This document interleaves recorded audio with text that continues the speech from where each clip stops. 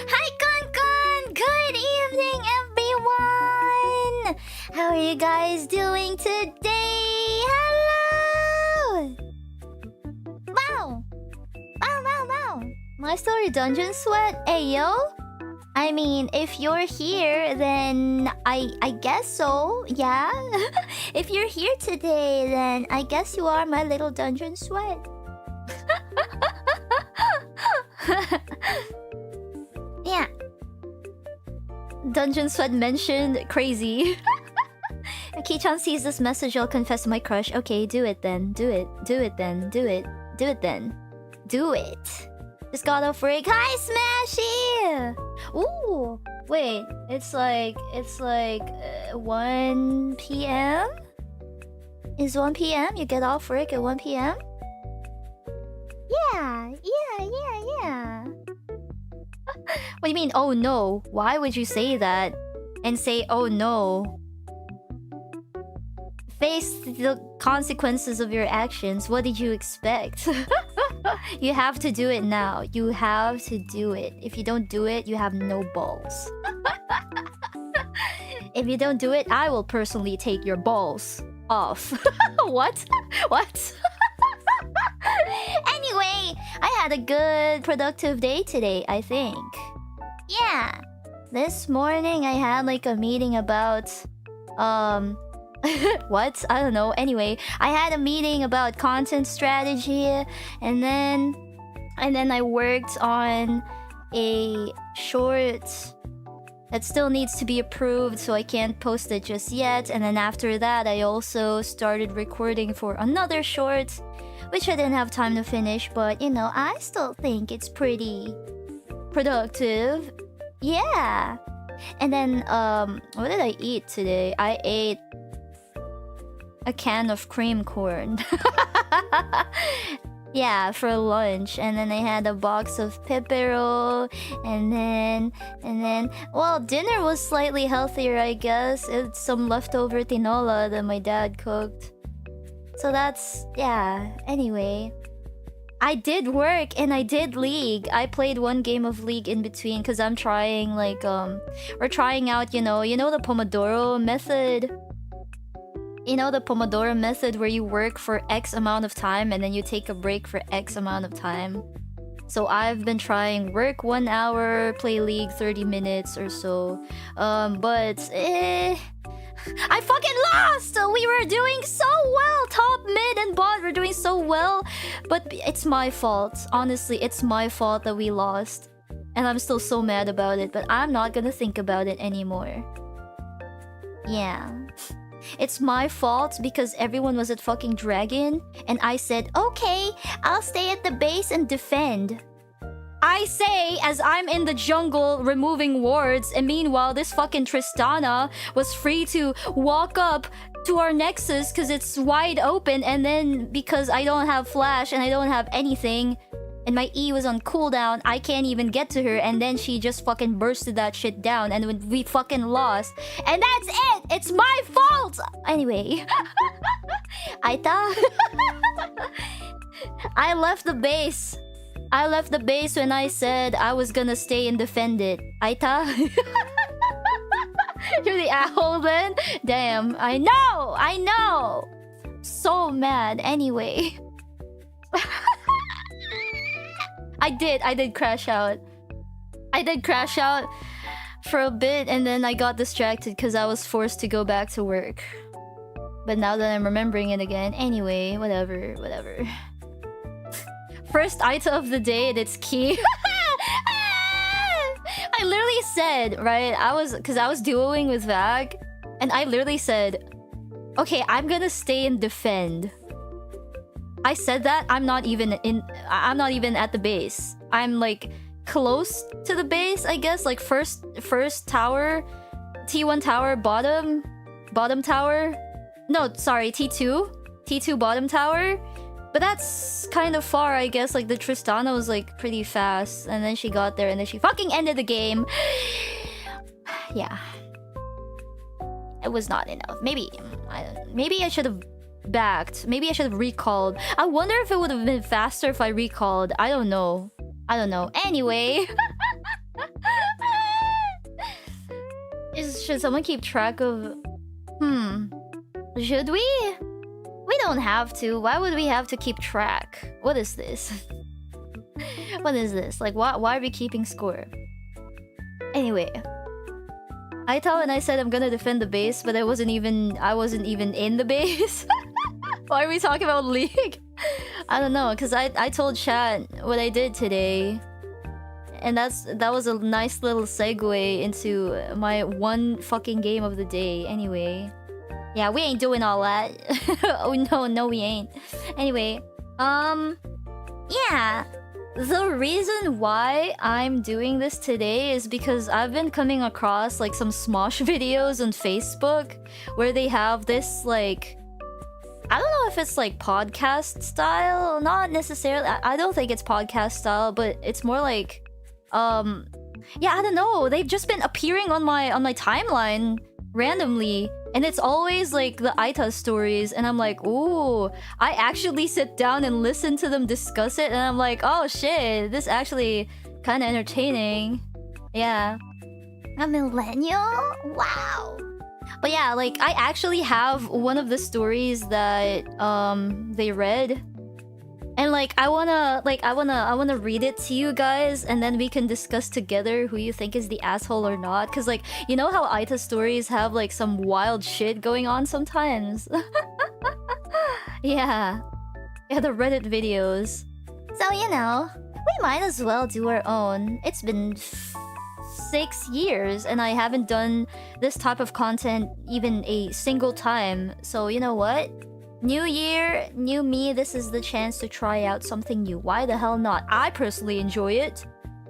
So, and like, I don't know, everyone loves tea. So why not? I get rage baited. Yeah. Imagine if the stories get more wild. Oh, they will. You know what? You know what? You want me to start out with a story that I heard from Smosh? You want me to start with a story that made me think of doing this stream? You want me to? I have it right here. I prepared it. I prepared it for this stream. Yes. It's wild. It's pretty long. It's pretty long and it's pretty wild. But... Wait. Okay. We can start with that. We can open the stream with that if you guys want. Okay, hold on. I have it right here. I too am like reading Reddit stories, so stop reading and let me read it to you. Filipino Reddit stories? What the fuck are you reading? What are you reading? Anyway, wait, should we have this music or should we have this music? A very mysterious vibe. Do you guys hear it? It sounds like I'm reading like a murder mystery though. What the fuck? First one, second one? Wait, this sounds kind of creepy, I'm not gonna lie. First one, really? 2-sentence horror? True. Wait, so something happier? Wait, we can do slightly happier then. Hold on. What's... Cause I searched for mystery. What's a good vibe to match the Aita, like, wild? Really? Is this it? What kind of music fits? Chill. Ambience. Try another one? What vibe? Come on, give me a vibe. Give me a vibe to search. Shit is not that tough. Okay, well, give me a vibe. What do I search? Give me keywords. Okay, fine. We'll stick with this music. We'll stick with this, whatever. Okay, fine. I have my chips ready. Except I'm not even allowed to eat because I'm the one reading the story. So let me eat some now before we continue. I mean, before we start.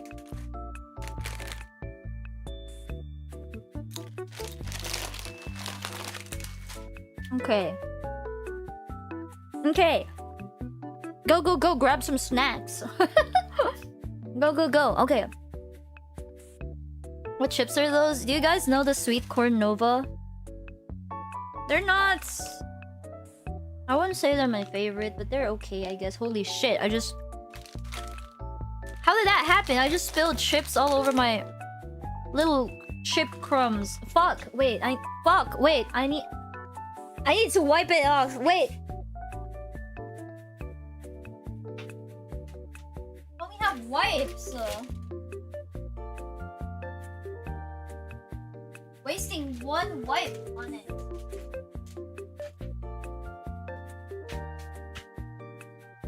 There's other.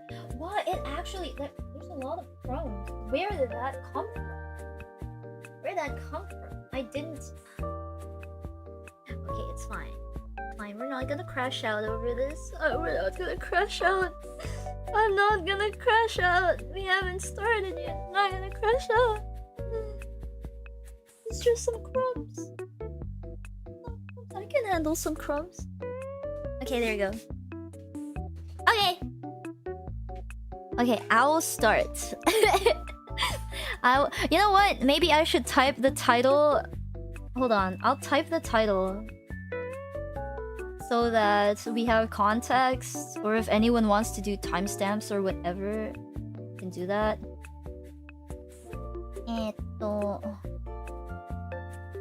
Text. Alright, here. What the? Can I word wrap? Can we word wrap? Where is the... Okay, outline. No wrap? No wrap? Crazy. Really? Custom text extend. No, okay, fuck that. I'll just do it normally. And then center. There we go. This is the title.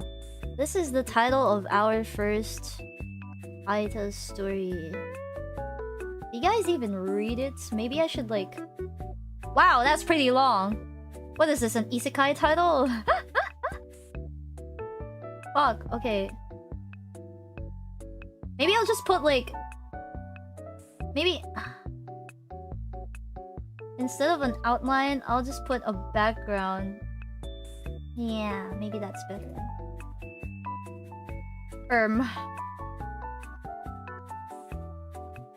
Sure, I guess.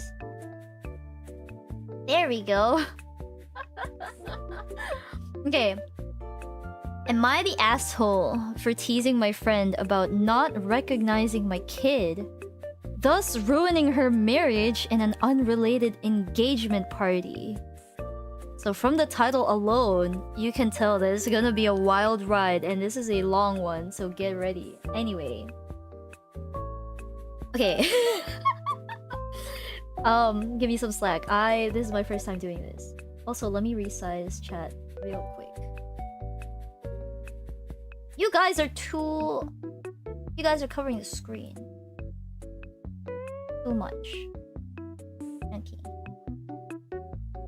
Okay. Anyway, so me and my wife have a 5-year-old son. Our group of friends is mostly couples with kids, as we are nearing our 40s, and so a lot of our meetings with friends now include meeting up as entire families, kids included. This can sometimes mean a lot of adults and a lot of kids. One person in the group, Emma, used to be my roommate in college. She was married and has her own kids, and we hang out with her and her husband sometimes in a group setting, but rarely on our own. Emma also tends to run late, often. This is all relevant to the story. As our son is an only child, we sometimes worry that he wouldn't really learn to share or get along with other kids. To prevent this, and while I love spending time with him, I would sometimes preemptively nudge him to engage with other kids when we're in public playgrounds or at the beach or the pool. To that end, when I buy him a water pistol or an RC car or the like, I'd often just buy 2 or 3. I'd get to the playground and play with him, and when another kid would show interest in the toys, I just go, "Oh, you want to play with us?" and hand him the remote or the pistol or the whatever, thus getting the kids to play. This works great quite often, and I have a generally good relationship with the parents at our neighborhood. This is also relevant. One day, like a year back, me and my wife were planning on taking our kid to the pool. I packed my large bag of pool toys. Emma texts me. Her husband is away that day and she's looking for something to do with the kids. I talk to my wife and tell Emma we're going to our local pool and she's welcome to join us. But we're planning on heading there early so she can just join us whenever. Aita means am I the asshole? You know what? Should we... Here, I'll just pin that real quick. I'll just pin that, okay? Okay. We arrive at the pool pretty early and get a really good spot poolside right by the shallows. I grab some water pistols and me and my kids start playing world domination. I'm trying to take over the world and can only be stopped through the power of water pistols. It's a whole thing. Kids love it. Soon, another kid is there. It's a kid from my son's kindergarten class. He's there with his mom. He is, of course, welcome to join us. We know the family. The mom and my wife are pretty friendly and our kids play together often. So my wife says she wants to go for a swim and the kid's mom says she wants to join her and asks me if I'm okay watching the kids.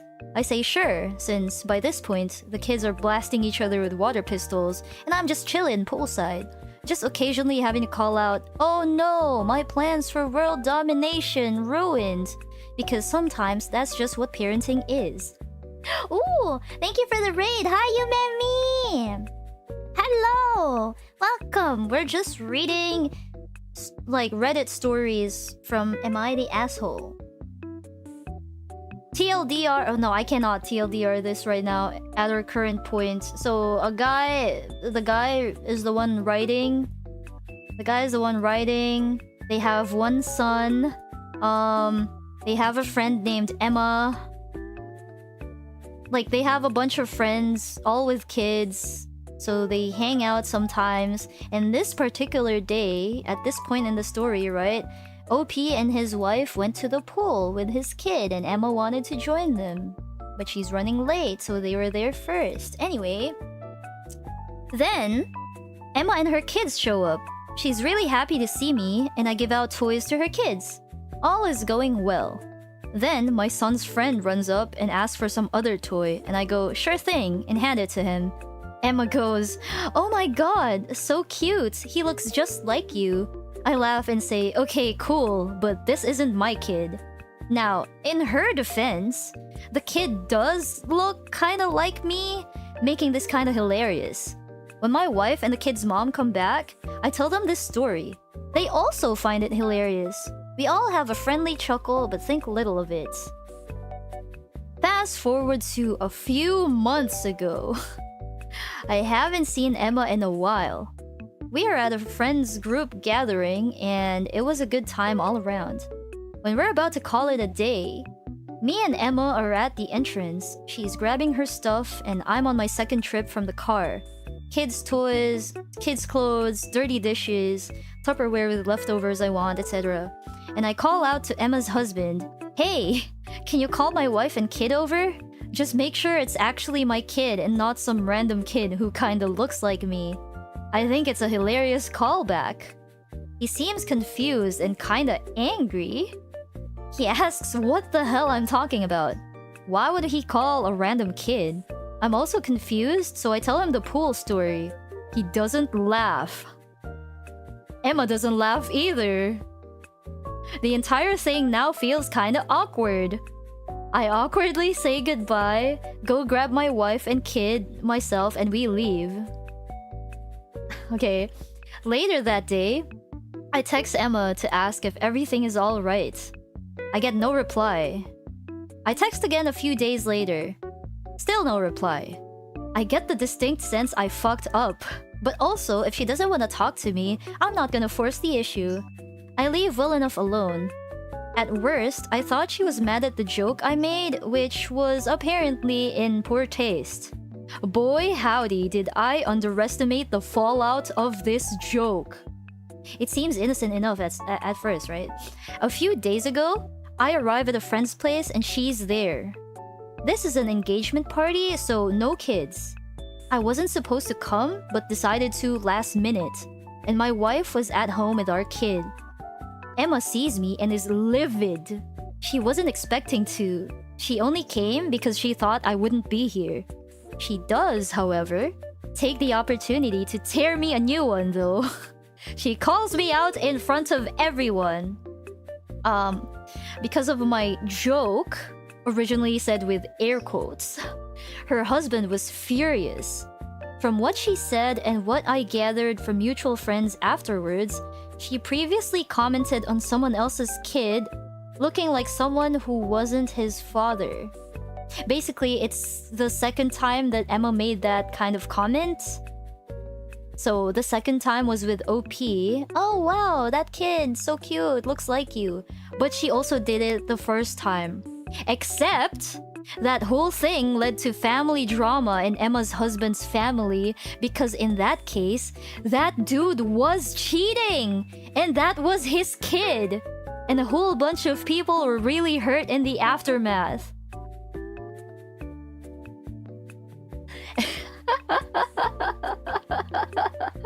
Emma's husband was furious because he apparently thought she would know better than to comment on kids looking like people again.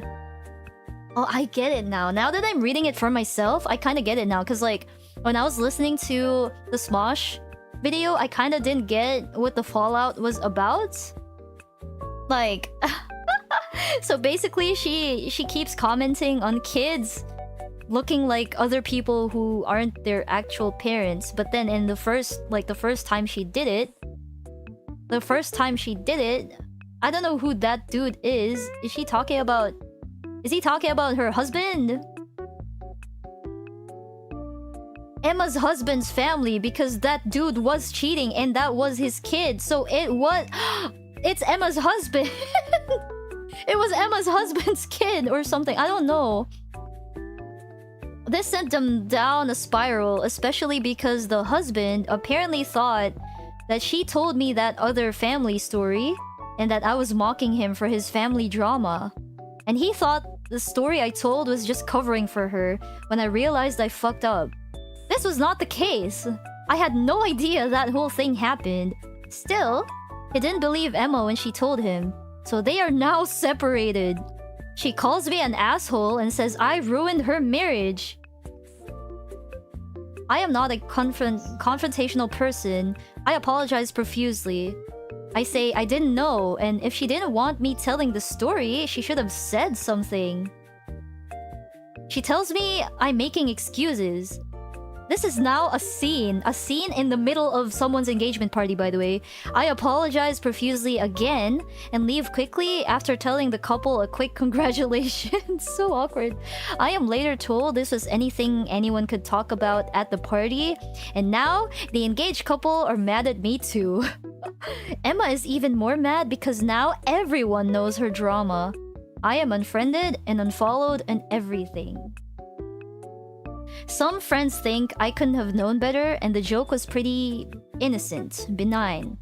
Other friends say it was in really poor taste to throw her under the bus, and I am totally the asshole. Emma's best friend, who I also know from college, thinks I did know about the thing with her husband, and now I'm just covering my own ass to get away with being cruel. It has been a few days and some of my friends will no longer talk to me. Others think she's wrong to blame me and that marriage was doomed anyway. Still, I feel really guilty about making the joke, and I obviously wouldn't have made it had I known the trouble it would cause. I like Emma and I didn't want to hurt her. I also liked her husband. I'd like to say that maybe he was wrong to let the marriage implode like that because of a stupid joke. But at the same time, I don't exactly know his family drama and their history, nor the specifics of his relationship with Emma. So I can't really say he's wrong or overreacting. The entire thing just kinda sucks. My wife sorta got my back though. She thinks the joke was hilarious. And actually thinks me breaking up their marriage makes it even funnier because what the fuck? She also loves crazy Reddit stories, so she sent me to post this. So at least I got that going for me, which is nice. So, am I the asshole? TLDR, my friend accidentally said someone else's kid looks like me. I later made a joke about this in front of her husband. Turns out she said something like that before, and it destroyed their marriage. She confronted me at an engagement party, and apparently I ruined that too. Am I the asshole? I still don't 100% get who it happened to. Let me go back and read that again. So Emma made that comment before. But why was it... Why is it drama in the husband's family? Which dude cheated? Is it Emma's dude? The exact sentence is... That whole thing led to family drama in Emma's husband's family because in that case, that dude was cheating. Which dude? Am I stupid? Which dude? That dude was cheating. Previously commented on someone else's kid looking like someone who wasn't his father. Ah! Just someone else unrelated, I guess? Someone unrelated, but why would it be husband-family drama though? Maybe that person was related to the husband, like a husband's relative, I guess? You're so invested in this? Are we not supposed to be? That's why we're here, right? Stepfather? No. I think... Oh! Okay, I think I kind of get it now. It's not explicitly said, but I feel like this is what happened, right? Emma saw a random kid and said, "Wow, this kid looks like you." And by you, I mean someone from the husband's family, like her husband's like relative or whatever, right? And then she accidentally uncovered a plot where that kid actually belonged to him because he was cheating. And that's why there's family drama. Do you get it now? I get it now. I get it now. I get it now. Yeah. That's why it's family drama in the husband's family side. Because it's one of them. It's one of their relatives. Yeah. The guy was cheating. Not her husband exactly, but like someone related to the husband. That's why the husband is mad at her, because why would you say that again? Knowing what happened in my family, right? Yeah. And his family is covering that shit up. That's why he's mad about it. Cause why would you do that? Blah blah blah. And then Emma is mad at OP for I don't know. Emma is mad at OP because now everyone knows the drama, but it's her fault though. It's her fault for blowing up at him at the fucking engagement party. She didn't even pull him aside and talk to him privately. She made a scene at someone else's engagement party. Imagine causing a scene on someone's special day. And somehow the couple are mad at the guy at OP instead of Emma. Yeah. A guy was cheating on someone else, husband family side, and had a kid. Emma accidentally uncovered it. Yes. She's not the one who made the joke, she just made a comment. She told OP, "Wow, your kid looks that kid looks like you." But OP was like, "No, that's not my kid." And when OP told Emma's husband about it, he was mad because why would you say something like that? Why would you make a comment like that again, knowing what happened in my family? It was the exact same thing. Yeah. Yeah. Anyway, there's updates. Everyone loves updates. She kind of fucked it up herself, I'm not gonna lie. Update! So yesterday I posted this. Okay, so this is a post from the next day. Yeah, there are 2 updates by the way. I am now updating you because the last few hours have been a lot. It turns out that when I wrote my post, I left out one critical piece of context. I thought I was a regular person living a normal life. Turns out I am Chaz, a side character on the worst Gossip Girl episode ever written. So after posting yesterday, reading replies and thinking it over, I decided to reach out to Emma one final time. Some of you thought I shouldn't, and that these were, in fact, not my monkeys. Others made me realize that Emma was probably in a shitty situation with her husband and his family and was actively being gaslit. Now, of note here, while, as I mentioned, we're not as close as we used to be very close. She helped me pick out a spot and let me borrow her car for my first date, with who later became my wife. Ooh! She was a significant part of my support system during some very rough times in my life. Despite everything, I still felt like I cared about her and wanted to work things out. This is no longer the case! See, from my perspective, I thought we were good friends. Then, when she met her husband, we naturally drifted apart. And then this thing happened out of nowhere. So it was like an isolated incident, right? This was not what it looked like from her perspective. How do I know? Well, buckle up, because this is absolutely unhinged. Oh, it's about to get wild. It's about to get wild. Love your YouTube videos. Thank you! So, last night, before going to bed, I text her a long, thoughtful message. I explained that I do apologize for the part I played in ruining her marriage, and I understand she's going through a tough time. I understand if she wants nothing more to do with me, but if and when she feels she wants to talk it out, she's welcome to reach out. And I leave the ball in her court. I show this to my wife and she's practically giddy. She tells me there is no way this shit doesn't blow up in my face, and I should have just cut my losses, like many of y'all said. Emma shows up at my house at around 7 a.m. unannounced. I ask, what the fuck? She says she really needs to talk to me. I call my wife to the door and explain this. She sends me off with this woman because she understands this shit can only go poorly, and apparently she is here for it. And it's my own fault at this point. Oh, so basically, I think the wife thinks that he shouldn't have sent Emma the message, but because, you know, he still did it, then, well, it's your grave, you deal with it. Okay. Yeah, wife is chill. Wife doesn't give a shit. Okay, so as I said, from my perspective, we were friends, we drifted apart.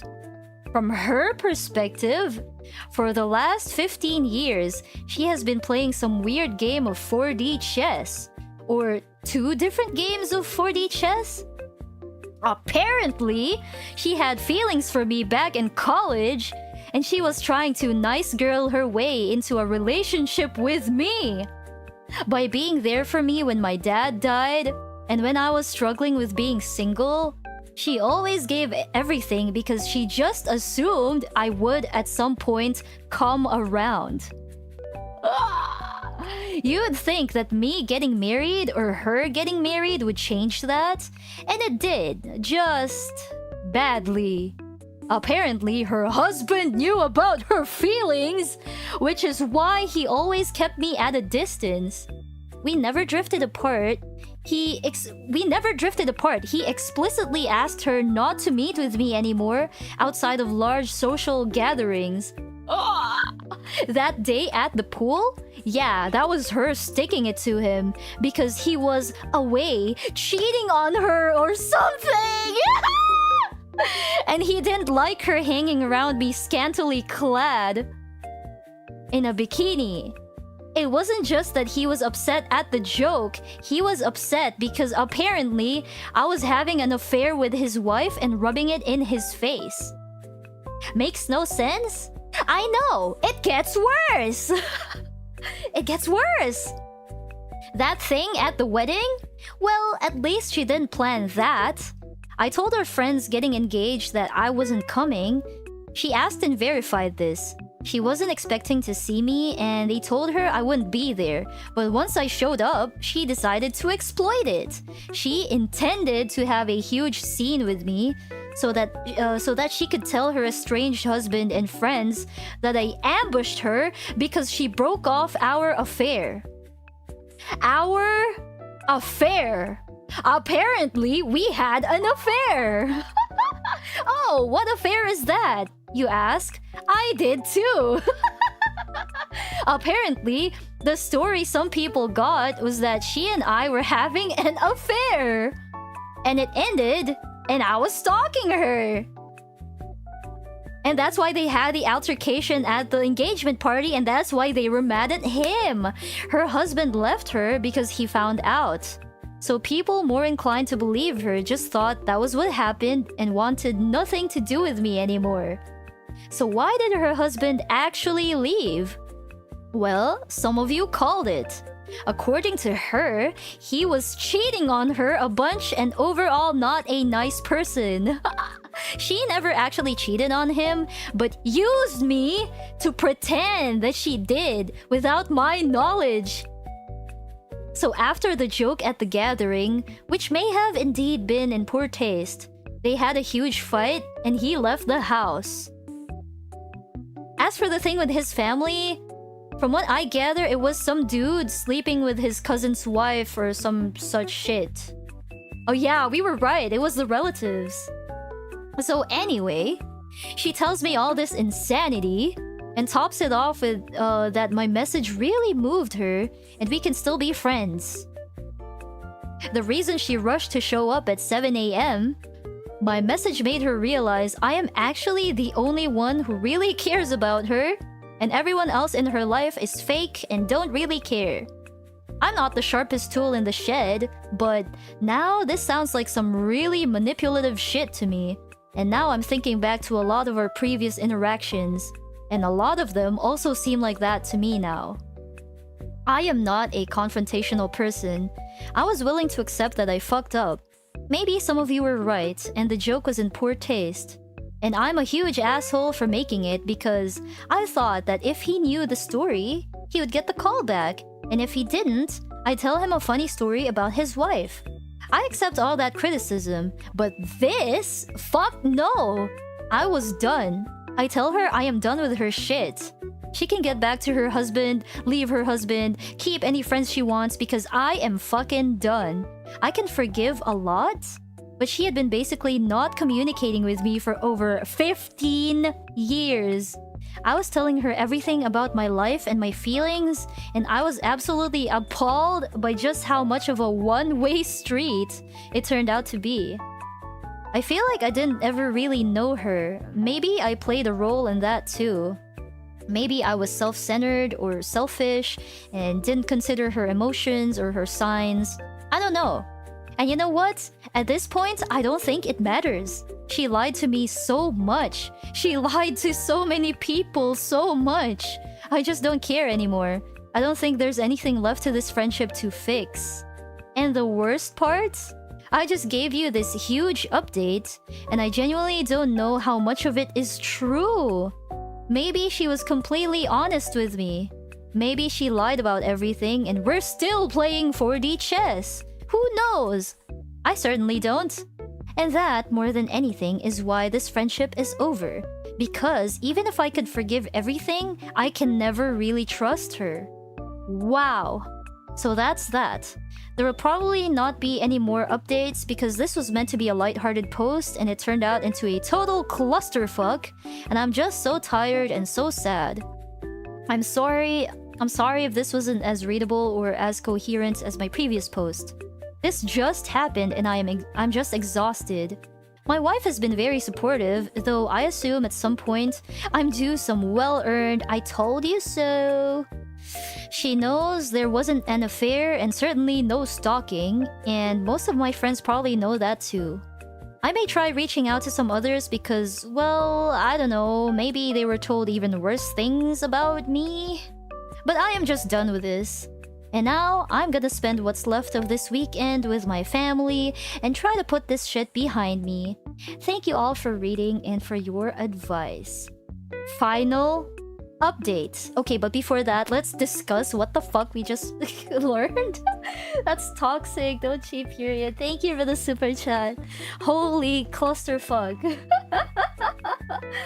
OP definitely isn't the asshole. Definitely not.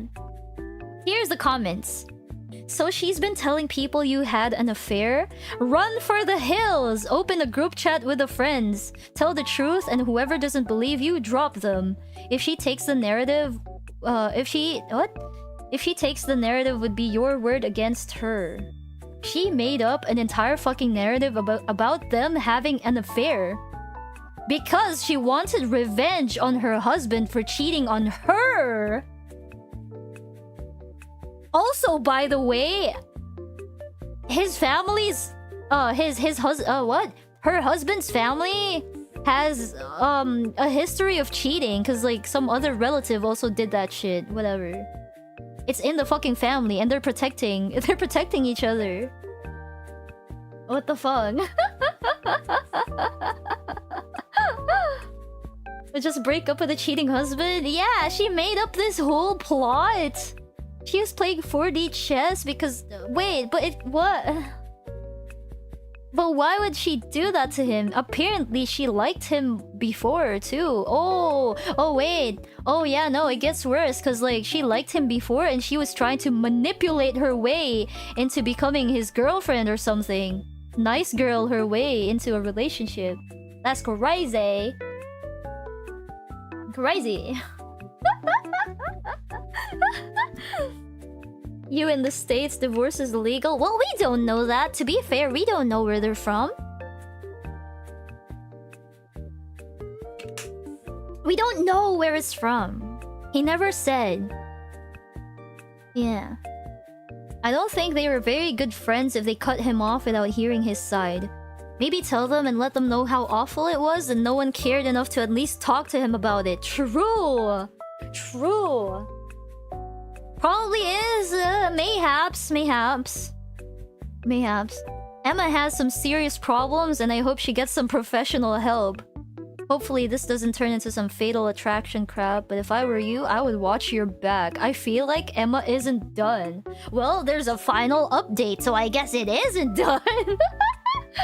When I watched the Smosh video, it was only up to this point. They did not read the final update. I don't think they saw the final update. So this is gonna be the first time I'm... Wait, did I? I actually don't know. Oh yeah, I do not know this. I do not know this. Okay, this is a first for me, okay, when I read the final update. Alright. Alright. Are you ready for the final update? Some of you thought things were gonna get pretty crazy. Before I give the update, I should probably clarify some things that were brought up in the comments. First, when I said we were roommates, I did not mean we shared a literal room. We lived off campus in an apartment with another friend. Each had their own room. Okay, so in college, they shared an apartment and they had their own room. Okay. Second, to clarify, and more on this later, the only person she told about having an affair with me long-term was her husband, now ex. Everyone else, quote-unquote, heard about it only after the engagement party outburst. Third, my house already has cameras and security. My dogs and her never really got along, so I don't think she's gonna be trying anything anyhow. Suppose they were the first to know what's up? Ooh, the dogs are perceptive! The dogs know! The dogs don't like her! Oh my god! Okay, on to the actual update. Well, unfortunately, I do not have the conversation with her recorded. I do have a text from a later time where she confirms making it up. I did not block her because my wife said it might be better to let her incriminate herself further and have it documented. Smart. So I just let her do it for a while, and once I got her to admit she made the affair up, I stopped responding. Ooh. Got increasingly angrier texts, but nothing yesterday, so hopefully that's done with. She said some pretty nasty shit about my wife. And I considered responding, but my wife laughed it off and said that's just how sore losers are. Oh, shit! Oh, shit! I love his wife. Oh my god. I love his wife. Holy shit. Holy shit. She's so chill about it. She was so chill about the entire thing. Oh my god. Oh my god. She probably knows. OP probably told her about Emma liking him in the past. And now she's acting like this insane bitch. And now the wife is just like, haha, that's how sore losers are. What the fuck? Oh, oh, that's fucking cinema. I love her. Okay, anyway. I shouldn't engage any further, so I didn't. I also... Yeah, because she's the one who won, right? She's the one who got to marry OP. Oh my god. I also have screenshots from her husband where she talks about the affair she's supposedly having with me. How did he get that? Oh, how do I have those, you ask? Well, realizing just how much she lied about to me, it occurred to me that almost everything I know about her husband, let's call him Dave, comes even indirectly from her. And by this point, I suspect she might not be the most honest conveyor of events. So I took a risk and texted him to meet up. We had a long talk and... Again, he might be lying, of course, but from what he said, he actually never cheated on her. Though she often accused him of that. The innocent mistake she made with his family? Yeah, she felt his cousin's wife was being a little bit too familiar with Dave. What? She felt his cousin's wife was being too familiar with Dave and started actively spreading the rumor the kid was his? Maliciously. Wait. She felt his cousin's wife was being too close to Dave. And so she spread the rumor that the kid belonged to Dave. It was to Dave. That's why it caused such a huge backlash and was one of the many things which caused Dave to want to leave. Because he was being falsely accused. Supposedly. The interaction with me in that context was just the final straw. Thinking of that now, the mistake she made with me might not have been so innocent. And I think she might have tried to start some shit if my wife or the kid's mom were less good-natured about the whole thing. Unfortunately for Emma, the wife is chill as fuck, and she thought it was funny. She thought it was funny. So it backfired.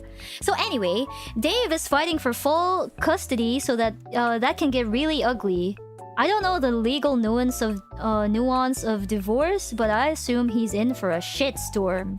He really likes a lot of our mutual friends and has been part of the group for quite a while, so he doesn't really want to have to leave or anything. And to be fair, having talked to him versus Emma, I tend to agree. We talked for a long time and he seems to be a pretty good guy, though I have been wrong before, and I offered some support because, well, having read my posts, you can probably assume what divorcing Emma is like. He worries about it, and I understand him completely. Yep, since they have divorced, it might be in the US. So I offered support best I could and will probably continue to do so. As for my friends, I sorta took y'all's advice, but not really. I didn't do a group text, but I did give a short summary of what happened and some choice screenshots to most of my friends. This started some conversation, and a lot of tea was spilled.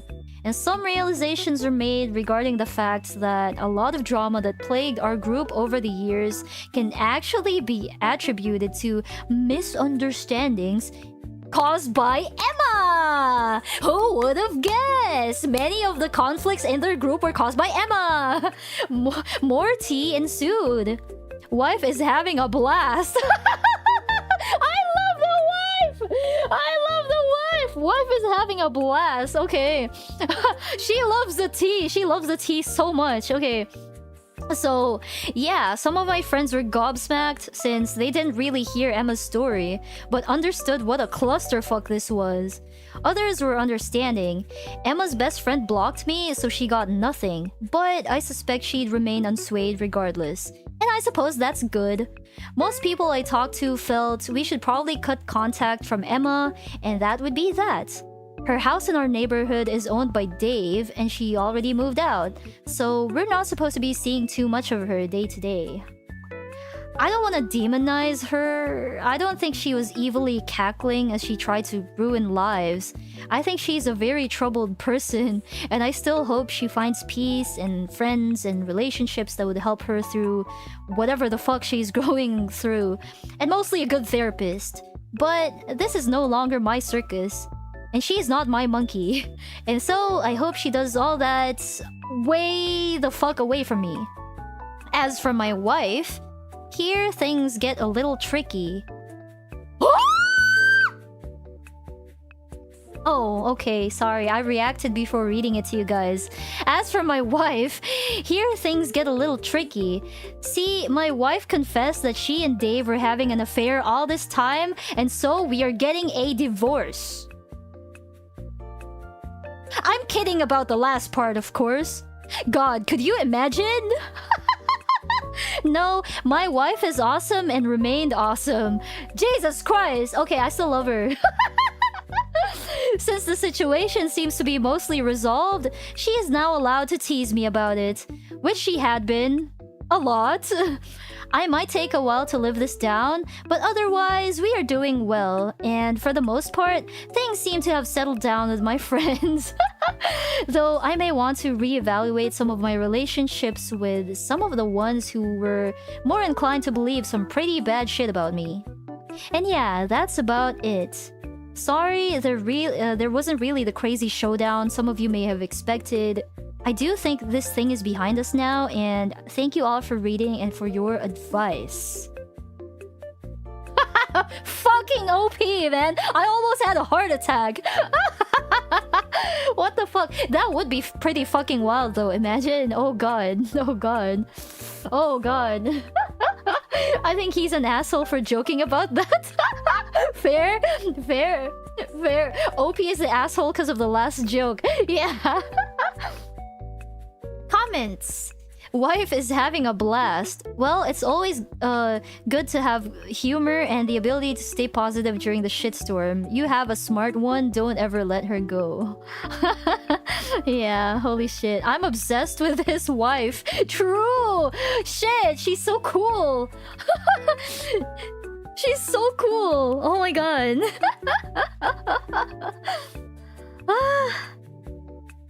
Someone else said it! Someone else said it! Okay, you're the asshole for your joke about your wife leaving you. But otherwise, Jesus Christ. If you pitch this to some streaming service, they'd laugh you out for the ridiculous unbelievability. But now, I really wish you lived in our neighborhood because you and your wife sound like the kind of friends we wish we had. That is true. I really like his wife. The fact that she never had a single doubt says a lot about the kind of man OP is. That is true. That is true. His wife actually never, like, you know, got anxious about it or anything. She was never like, huh, but did you really have an affair? She sounded like, you know, she believes him completely, and that, I guess, speaks a lot about his character. Because she just knows. She knows that there was no stalking, there was no cheating, so... Wow. Wow. This dumbass is a lucky bastard for having this clever, calm, and lovely wife.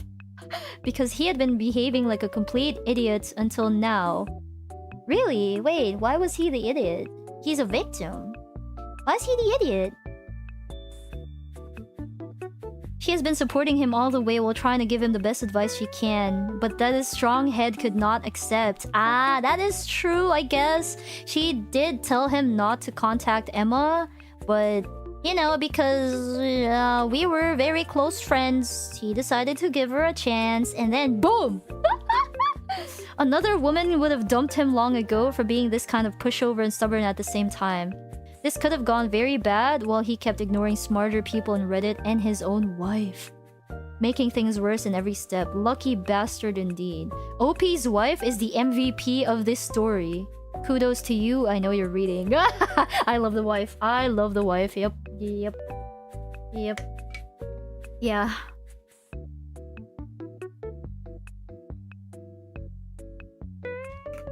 Holy shit. So what do you guys think?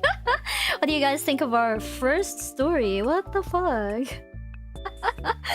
OP's wife is over here like, give me the phone. You got messages coming through with all the new tea. You zoned out. I mean, to be fair, it is pretty fucking long. There's like 3 entire like posts about it. The only thing you have to know is that the wife is fucking awesome. That was the first story, yeah. You had me with that line about your wife having an affair. With everything that like went through, you know, with the entire story, I would actually believe it. I would actually believe it. Like if he just added that at the end, I would have fucking believed it because everything was already so crazy. I've been so invested in this story, and I swear I almost threw my phone across the room and just gave up. She's my favorite character! And then the OP replied, well, it made her giggle and call me a dumbass when she read it, which is how I know it was good. Aww. Aww, I fucking love his wife!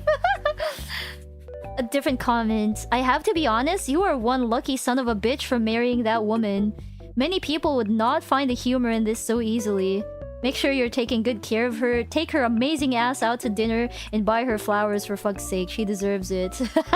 I agree with this take completely, and I am on it. Oh my god. Yeah, see, everyone is praising his wife. Everyone loves OP's wife, because, like, how could you not? She's so chill!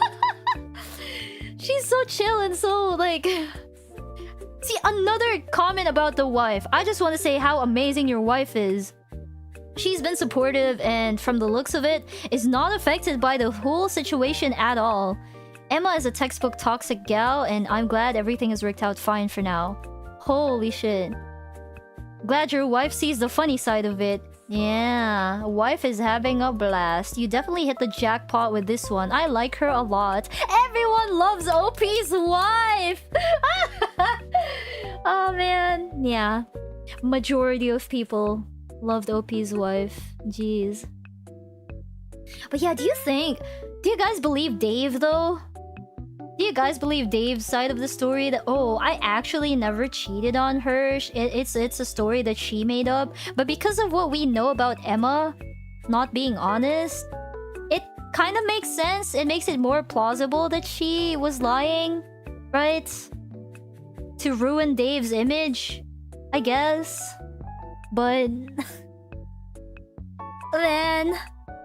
Man... You read stories like this, and... it's like... Wow! Shit like this really happens, huh? Emma being a bitch makes Dave believable. Mayhaps, but then again, we never really know. Oh, I was about to bring up like the cheating thing on his family's side, but looking back at it now, it seems like Emma was jealous, and that's why. Wait.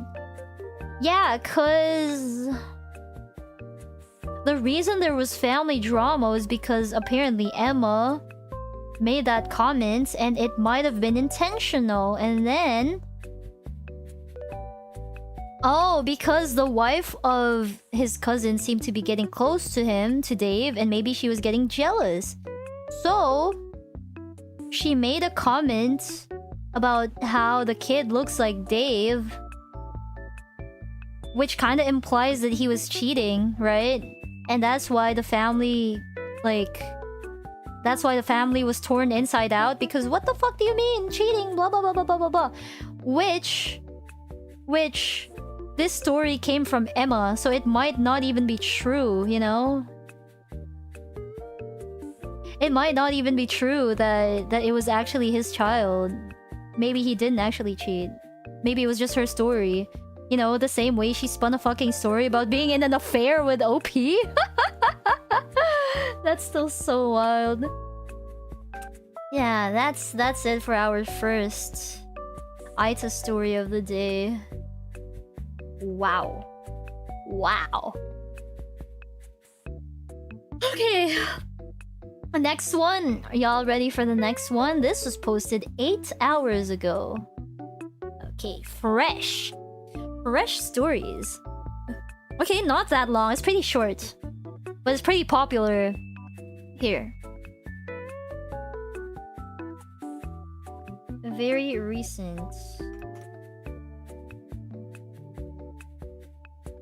Aita for not taking my niece to daycare because my sister-in-law didn't follow the policy. I, 31F, am a home daycare provider. My sister-in-law, Jenny, 29F, recently enrolled my infant niece, Pearl, in my daycare. I love having Pearl here and being a part of her development. I have a policy with diapers. I notify the parents when there's 20 or less diapers in their kids' supply. I communicate this verbally at pickup and through email and text reminders. If they get down to 5 left at the start of a day and the parent still hasn't brought any, their little one isn't allowed to come until they've brought some. Jenny was told multiple times recently that Pearl's supply was getting low, and her response was always, "Oops, I'll bring more tomorrow." But then she wouldn't do it. On Monday night, I sent her a text reminding her to bring diapers, and that I wouldn't be able to have Pearl here if she didn't have them. Naturally, Jenny shows up on Tuesday morning empty-handed, again with the "I forgot." I reminded her of the policy: no diapers, no daycare. She got all mad about how Pearl is my niece and I can't just turn her away.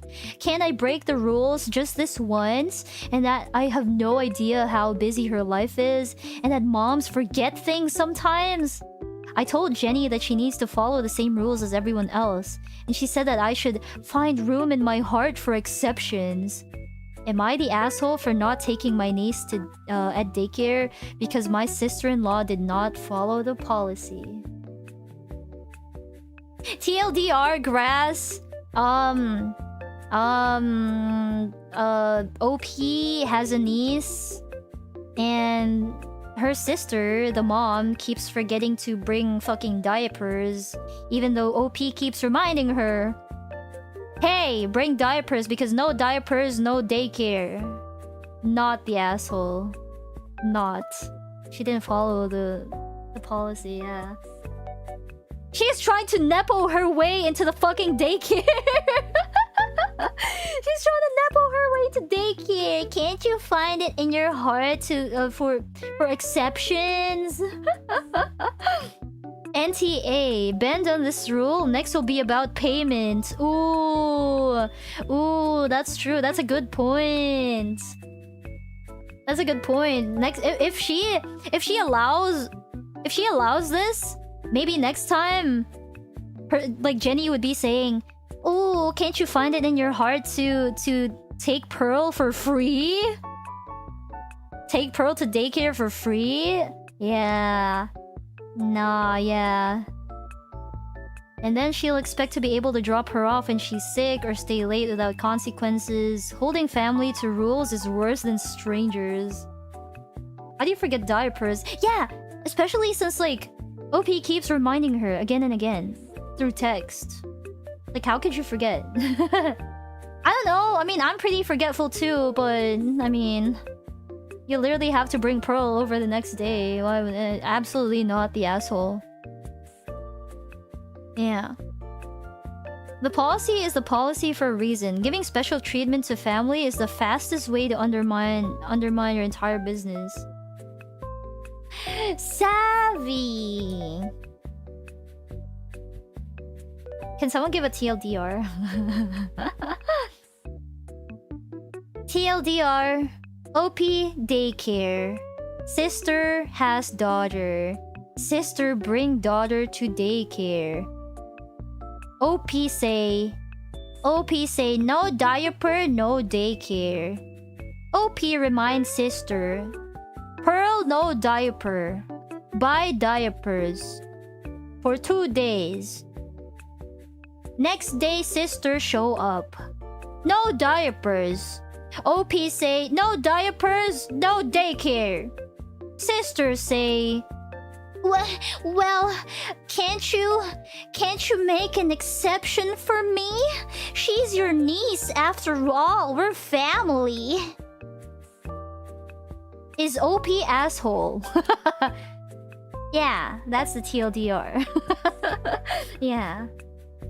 Yep, she's asking for special treatment. Yep, essentially. Why are you doing and explain like I'm 5? I don't know, because maybe the reason why people are zoning out is because it's too complicated. I don't know. So I'm making it easy to digest, you know? I'm making it easy to digest. Did you get that? Nah! Oh, it's the Wi-Fi. Alright. Yeah. Yeah. This is a pretty simple one though, yeah, okay. Let's find another one. I want the top ones best. Hot. Give me the hot ones. Ooh, I like the premise of this one. All right. Here we go. You know, maybe you should do a poll. Maybe you should do a poll before reading the story just to see, right? Like based on the title alone. Would that be fun? Would that be fun? Do you think that's fun? Do you want to vote on whether OP is asshole or not?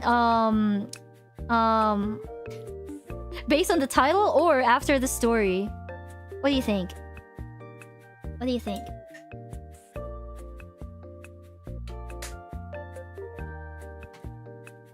Oh. Before or after? Maybe after? Then? Okay, after. Okay. Okay. Am I the asshole for giving my friend's girlfriend some of my fries after he said no? So far, I'm already voting no. I'm already voting no so far. Oh, title would be cool? Okay. Let's do it before and after. Fuck it. Wait, I'm stupid. How do you do... Oh, wait. We're on YouTube. Never mind. Wait. Aita. Yes. No. Okay. Based on the title alone? Based on the title alone, do you think OP is the asshole? I do not think so. But we don't have context yet, so... Yes? Oh, okay. Boundaries? Oh, interesting. Okay, okay. Okay, I'm gonna read it now. Wow, wait. Whoa. It's kinda changing. Really? What do you mean, what title? It's right on the screen. Hello? It's like right here. Do you not see it? What the fuck do you mean? Here. Can you see it now? Can you see it now? Can you see it now? Okay, here is the context. I was out with my girlfriend, my friend Rick, and his girlfriend Jane. Okay, so they're on a double date. Jane and my girlfriend both ordered chicken Caesar wraps and side salad.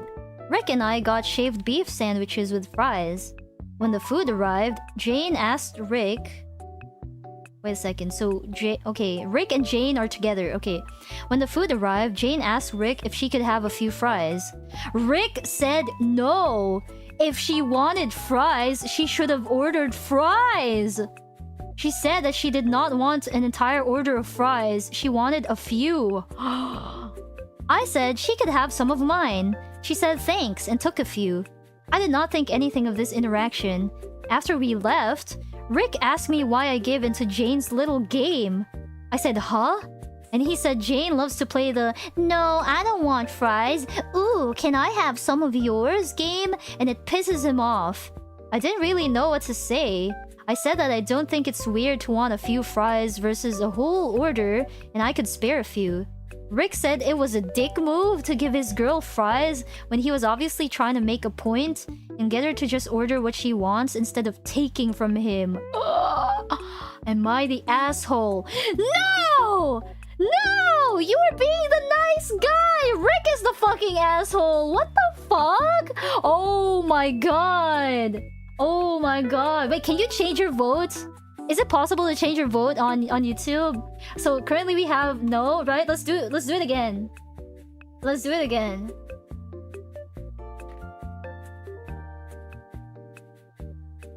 Will the options show up as yes or no? Oh, okay. What the fuck? OP is literally being nice to her. Cause like, I mean, that's fair, right? Sometimes you don't really want an entire order. Like, you just want a few pieces, right? What kind of boyfriend will not share food with his girlfriend? You're a fucking loser. You're a fucking loser. Everyone knows that girls love food. Everyone knows that girls will steal their boyfriend's food and you should fucking give in. And that will only make her love you more. Rick is the fucking asshole. What the fuck? If you want fries, just order it yourself. Ever heard of sharing? Ever heard of sharing with someone who's supposed to be your beloved? Oh, break up with him. What the fuck? Why would you not share food with your girlfriend? Yeah, exactly. The fuck? NTA, Rick should try dating someone he actually likes and leave Jane alone. True. Why? Seriously, Rick doesn't even sound like he likes Jane. He sounds resentful and controlling. You did nothing wrong. Yeah.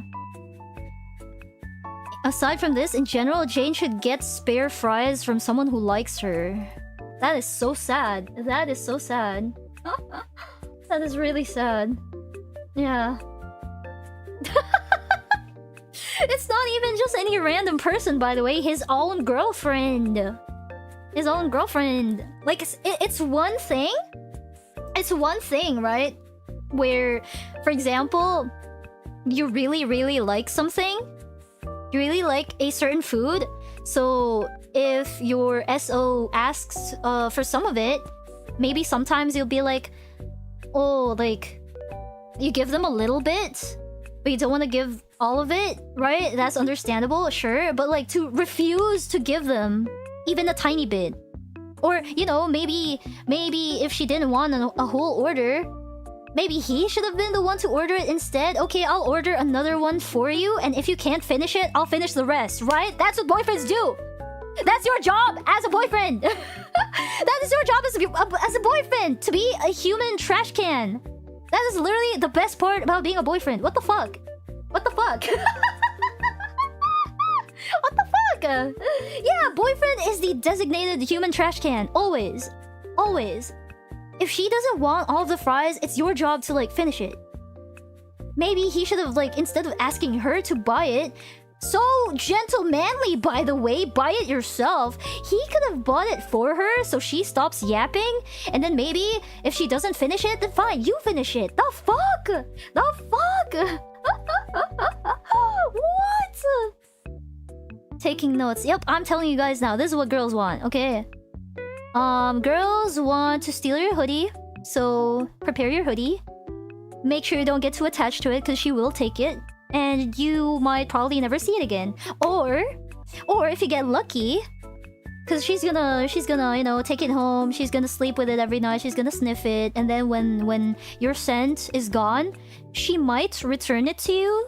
If you're lucky, she might return it to you because the scent is gone. And then she's gonna ask you for a different hoodie.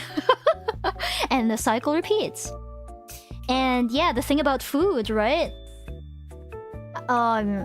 Most probably, I feel like it's a very common scenario where the girl is always like, oh, I want that, and I want that, and I want that, with regards to food. But then she can't even actually finish it. It's your job to finish it, Mr. Boyfriend, Mr. Human Trash Can. That is your job. It's literally in the job description of being a boyfriend. Human Trash Can. Food Finisher. Yeah. Yeah. Yeah. Yeah. Exactly. Just order a bigger size of fries. Can still share. That's also true. Why would you not share with her? I don't have hoodies, so I'm safe from any such theft. Then she's gonna find something else to steal. You think it's only hoodies?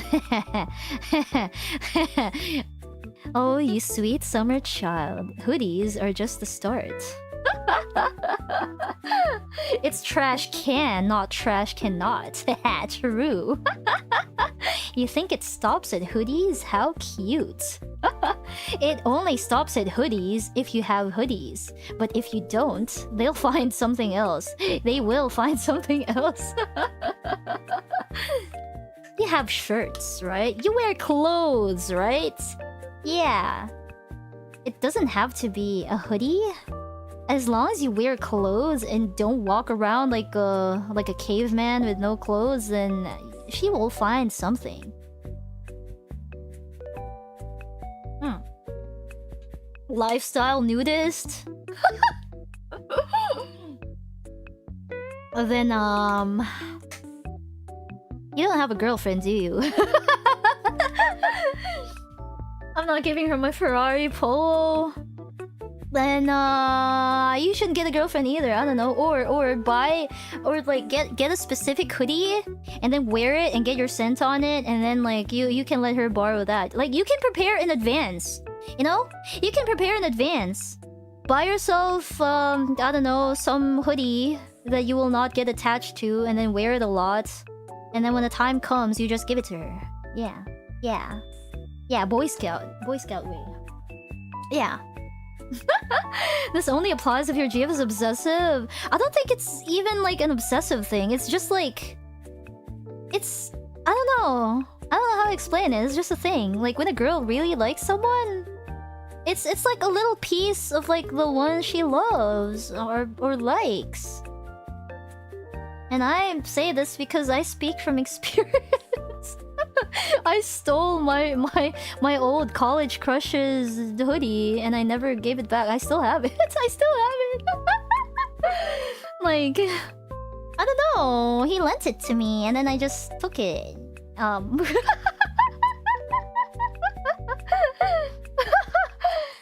Because that's it. Just it smells nice. Yeah. Crush is different from BF. It doesn't even have to be your actual BF too. Like if it's just a crush, if you guys are like hitting it off well or like are close enough, it could still happen. If she likes you, even if you're not together and you're close enough, she might still ask for your hoodie. Yeah.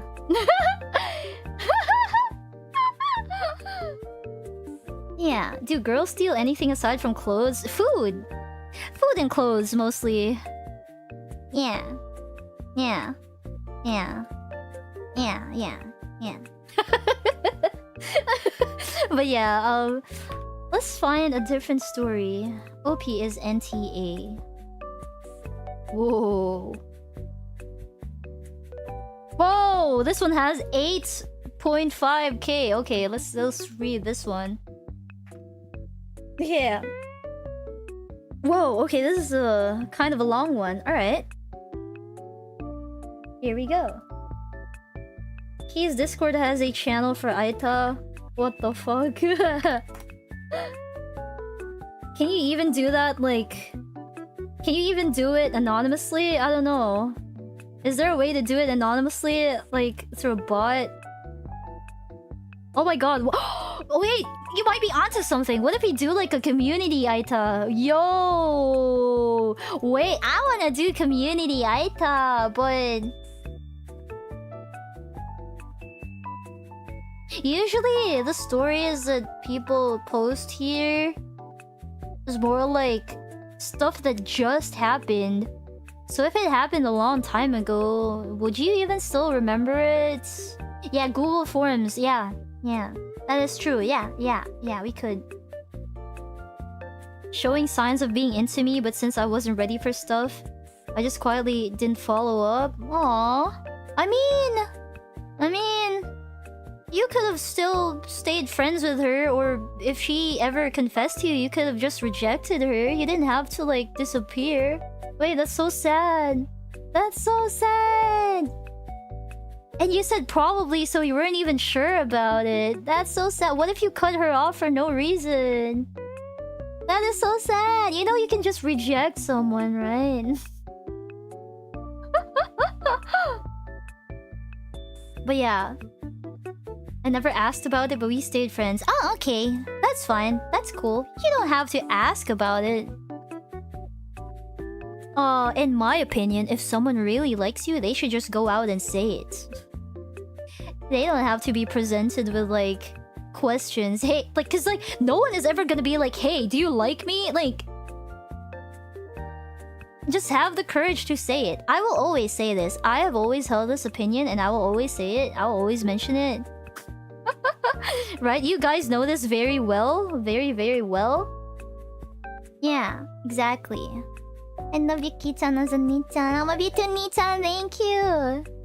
Yeah, because I, personally, I do not give a shit. If I like someone, I will confess.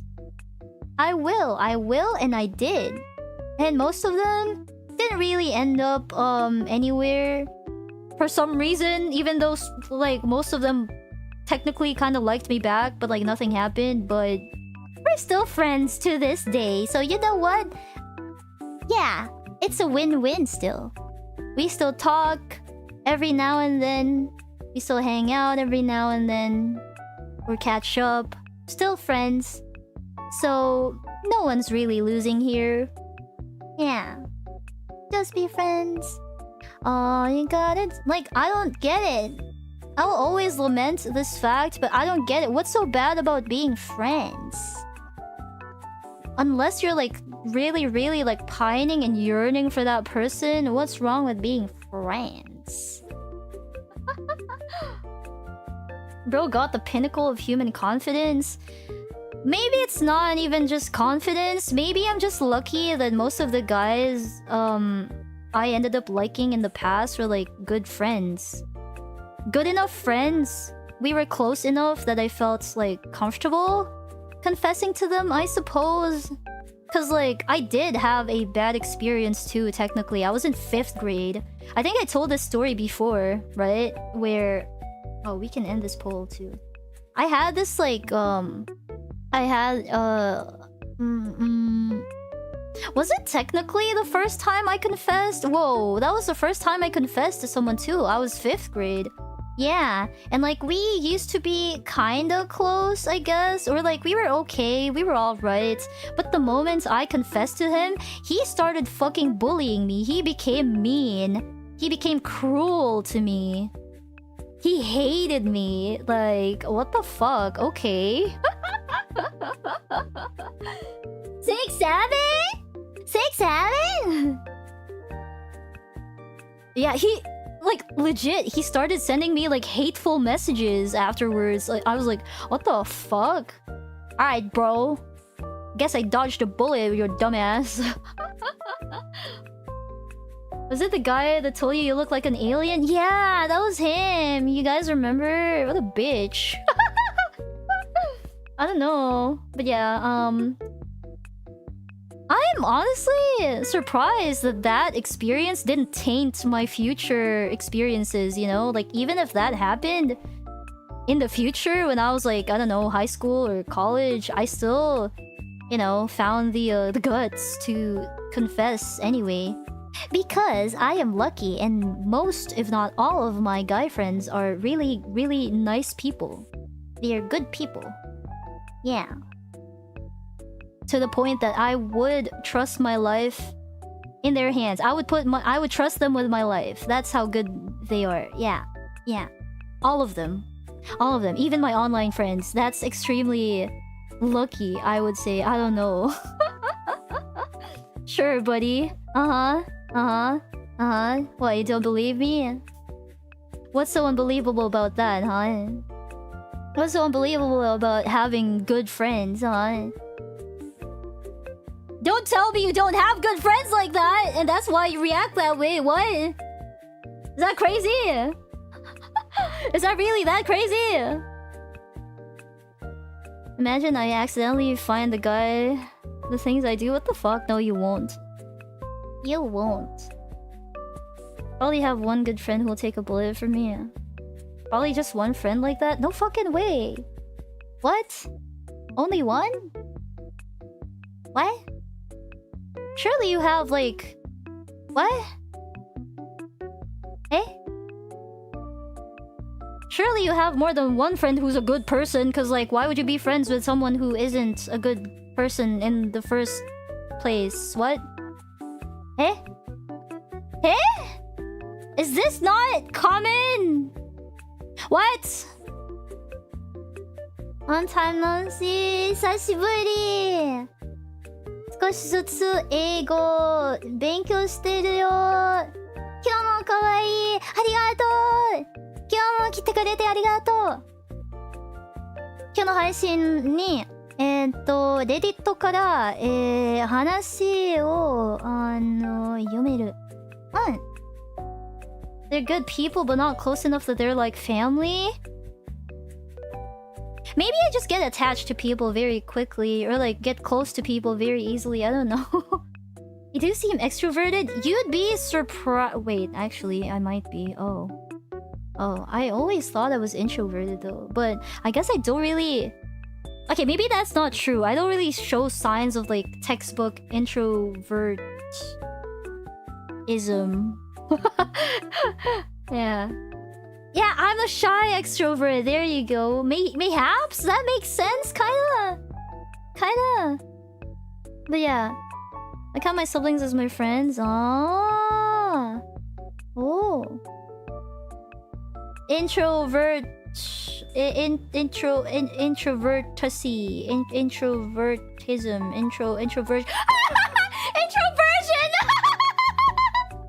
How can I forget that word?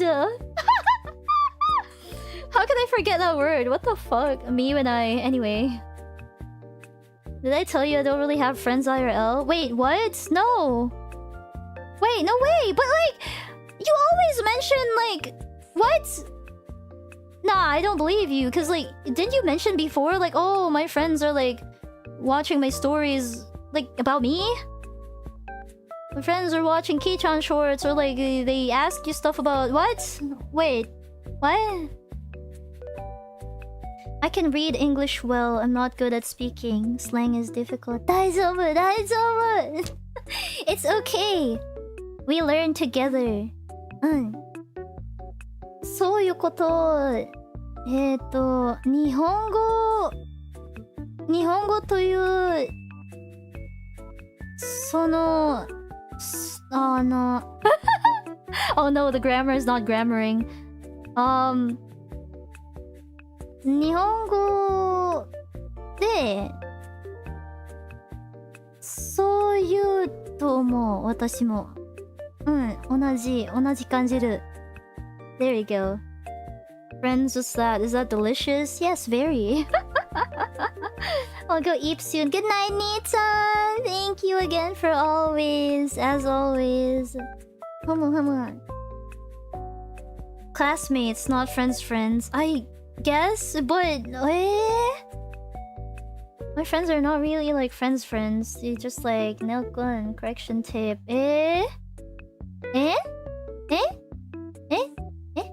I can't believe you actually remember that. Why wouldn't I? I only really have friends online too when I meet them. Aw. When you do meet them, it would be legendary. It's always so fun meeting online friends. 日本語うまい。いや。まだ。いや、マジ。But yeah, private school, 0 people here. What? That's still wild to me. Oh yeah, what AITA story are we discussing now? Here, this is the new one. Am I the asshole for disinviting a friend to my birthday after she showed me the food she was bringing? Start the poll. AITA. Based on the title alone, what do you guys think? Okay. Context. Here we go for the context. So basically, I, 17F, am having my 18th birthday at my house. It's just a dinner with my closest friends. I told everyone they may bring food if they like, but I'm gonna do a little cooking, like some barbecue food and then ordering pizza. My guy friend, Ryan, asked if he can bring a mutual friend we have, Emily, since they're dating now. I told him, yeah, sure, because he was gonna leave early anyway. She offered to make food, and I told her that would be really nice, but she didn't have to. She insisted. Okay. I made a group chat of people coming, and I invited Emily to it. I sent a message talking about when to come, to wear whatever.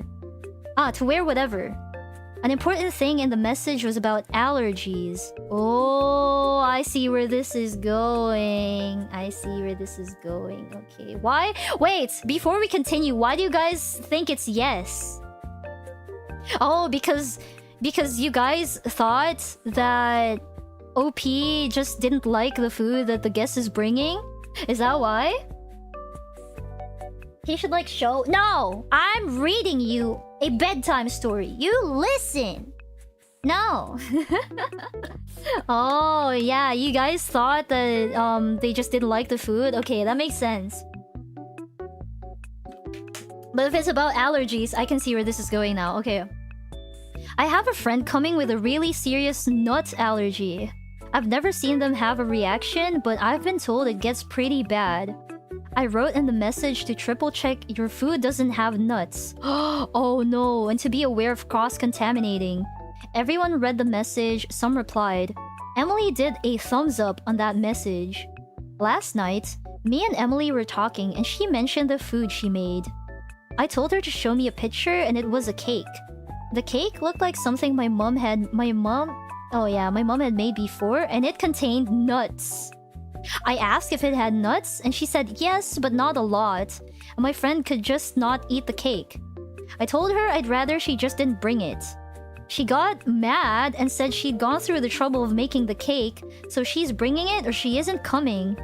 I told her then she's not coming because I was clear about my friend's allergy and even cross-contaminating was asked to be checked. So why would I allow her to bring a whole cake? She said it was disrespectful to disinvite her and that she's Ryan's girlfriend. If he's going, she's going. I told her no, it's my party and I didn't want her there anymore because she was acting like a child. She stopped texting me, but then I got a call from Ryan saying I was being a massive dick and she spent ages on the cake. I said I don't care if it took her 2 whole weeks to make the goddamn cake. I was specific from the beginning on what you could bring and couldn't. The only thing you couldn't bring was something with nuts. The parts where I'm talking to these two is where I may be the asshole. I asked if she's incompetent of reading and comprehension. Fair question though, fair judgment, right? And if she really doesn't know any other cake recipe... If she really doesn't know any other cake recipe... He said I was being a bitch and hung up on me. What do you mean she is the asshole? Okay. Switch vote? Wait. Ryan is telling everyone him and Emily are not attending because I called them names and rejected Emily's cake. A lot of friends, mostly ones not coming to the party, are saying it was slack to let her make something and then uninvite her because of what she made. And she put effort in that cake for my birthday.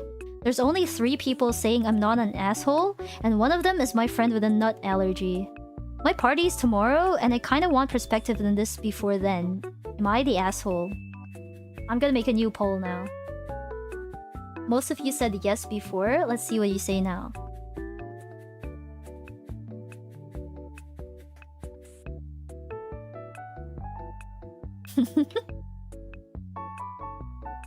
This has a compromise. She chose the nuclear option. Tone's bad, but fair complaints. Yeah, I can see that. Oh, no? No this time? I guess so. Technically, it is her party. She has the right to decide who goes and doesn't. Yeah, right? It's their party. If it was a health hazard, you cannot attend. Yeah. Yeah, I guess so. Because technically, she did send a message about it. It's Emily's fault for making a cake with nuts in it when she literally did a thumbs up on it, saying that, you know... Yeah. Technically, yes, there was a compromise, but it's not really OP's fault that Emily can't fucking read. Like, yeah! Yeah, OP was very clear about it from the start, right? Yeah. She was the one who put up the ultimatum of not inviting her in the first place. That is true. She was like, oh, if I can't bring the cake, then I'm not going. Well, don't go then. Then don't go, Lamau. Yeah. Being considerate for a friend. Yeah. She's a girl, by the way. But yeah, she's just being considerate of her friend. If anything, it's not even about her. It's about her friend. Yeah. Emily is a little dumb. Yeah. You're always zoned out? What the fuck? Okay, let me explain it like you're 5 again. OP have birthday. Friend. OP have friend. Guy friend has girlfriend. OP say no nuts because OP has friend that has nut allergy. OP sends group message no nuts. Emily thumbs up. Then Emily sends picture of cake. Cake has nuts. OP say no. Not allowed to bring cake. Emily say, if no bring cake, I no go. OP say, okay, then don't go. Emily say, you're asshole. Emily's boyfriend say, you're asshole. So, is OP asshole? Yeah, very easily digestible, right? You said some, but allergies can be airborne? Ah. Oh, you guys are in call? Are you guys listening to my talk right now? What the fuck is this? You guys are reading your own Reddit stories too? Oh my god. We have Filipino AITA? What the fuck? Oh, that's crazy. Okay. But we are catering internationally here, so I'll be reading the English versions. She confirmed herself. She literally did a thumbs up on that message, by the way. Yeah, not very cool. She doesn't even know the extent of, like, the allergy. So why would she, like, insist, right? Besides, OP also say, you don't have to cook. You don't have to cook because I will cook. And I will order pizza. Emily insist. Emily say, no, I will make something. So I think it's entirely her fault, to be fair. Yeah. No nut. Friend's girlfriend, nut cake. No nut. No attend. Nuts. Some nuts, but Emily did. She literally didn't ask. She just straight up made the cake. And now she's mad that she already spent time and effort on it. Well, it's your fucking fault. It said no nuts, so why would you still make something with nuts? Oh, it has nuts, but not a lot. I don't care, it still has nuts. It doesn't matter how little there is. Like, even cross-contamination was not allowed. Like, read 1. Okay, tag me in the one you want me to read, the best one. Yeah, tag me in Discord. Yeah, eat it yourself. The fuck? It's her birthday. It's her party. Whoa. Oh, here! There's one of the comments. The top comment literally has the shortened version. OP, don't bring anything with nuts. M, okay. M, I'm bringing a cake with nuts. OP, don't bring it. M, I'm not coming then. OP, okay. NTA.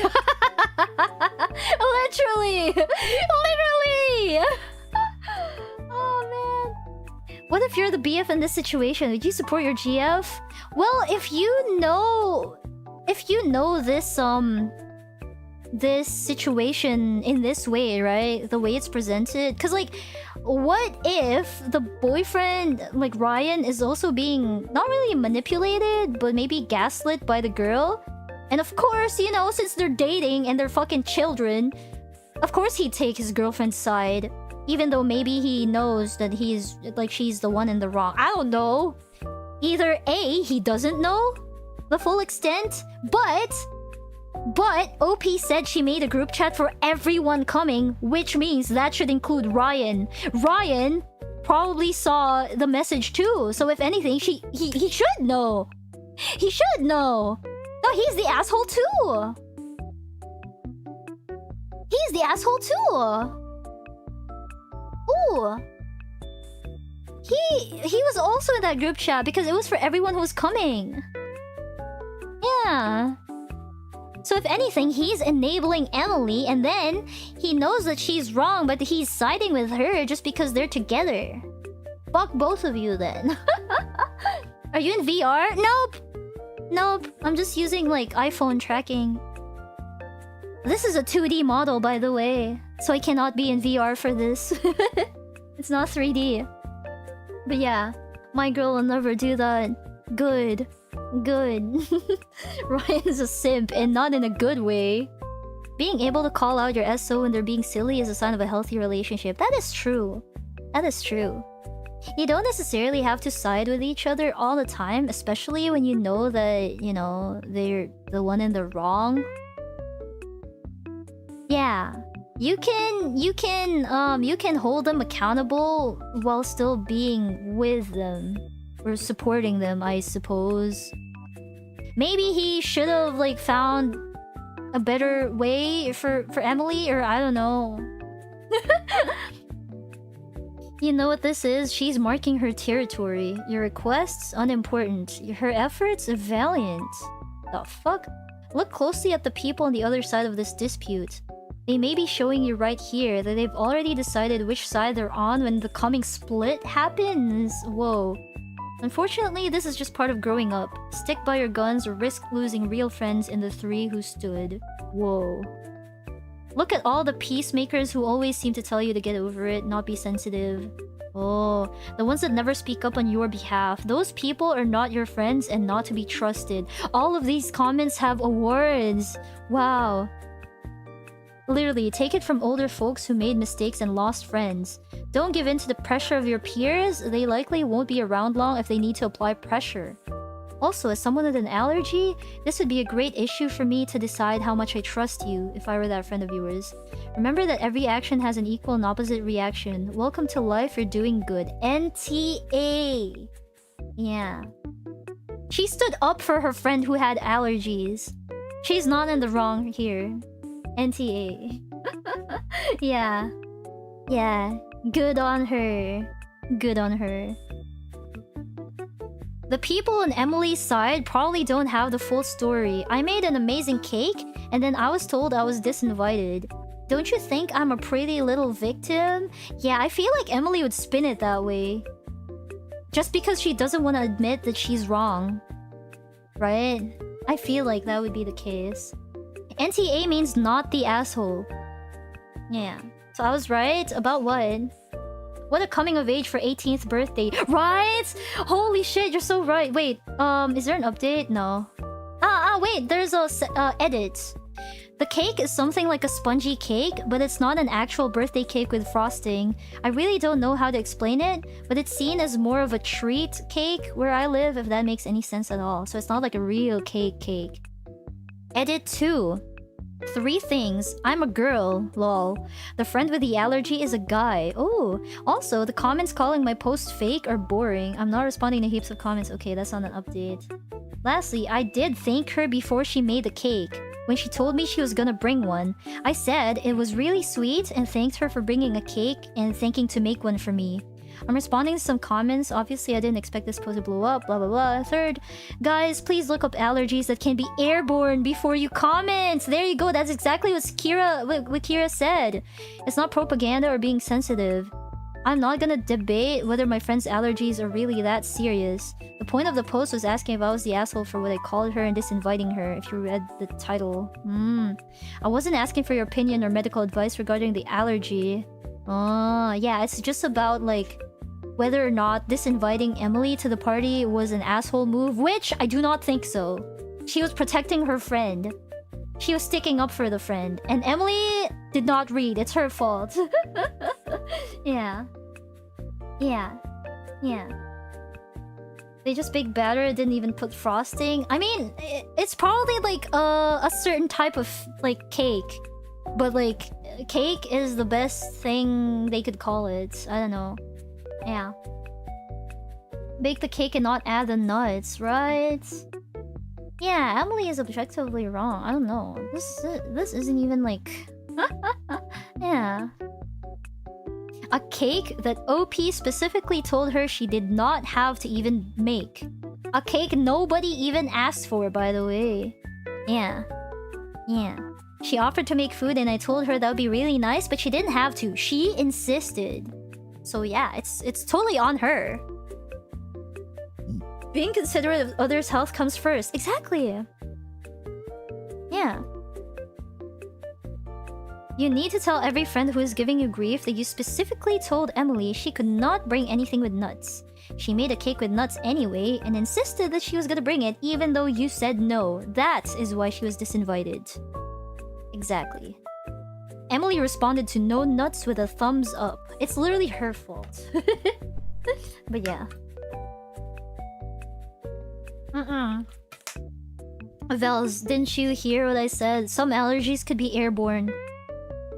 You can't, she even clarified, she even, like, requested that, nothing be, like, cross-contaminated, with nuts, if possible. And it could be airborne, so... yeah. It was, like, just way better to not take the risk, you know? It's way better to not fuck around and not find out. Not have to find out. Yeah. Yeah. Even if it had a label on it. You don't know what kind of nuts or like what way Emily incorporated those nuts. So it's better to err on the side of caution and just not fucking bring anything with nuts. Like was originally agreed upon, you know? Ain't no way that nut allergy can be airborne. We don't know that. It could be. It's better to like play it safe. Don't have small enough dust particles. I don't think that's the issue here though. Either way, she is not the asshole. Not. Okay. Some are really sensitive. Yeah, exactly. Hi, Nichan. Here, Nichan knows what he's talking about as someone technically in the medical field. There are some people who have really, really bad reactions to allergies. So yeah, not asshole. Not. NTA, exactly. Hi, Keela. Only triggered by eating them. Didn't know the airborne part. To be fair, I didn't either. But some people are really, really sensitive. So, you know, if someone requested something, just fucking follow it. What is this chat? Good question. Dust particles can also easily cross-contaminate without being airborne. Yeah, it's pretty risky, so... yeah. Whoa, okay, this is, Oh, the link! Okay, wait. This one? Ooh. Okay, we're gonna have a Filipino story. Okay, I'm gonna try my best to translate this. This is Filipino Aita. Here, how do I translate this? Aita for taking back my the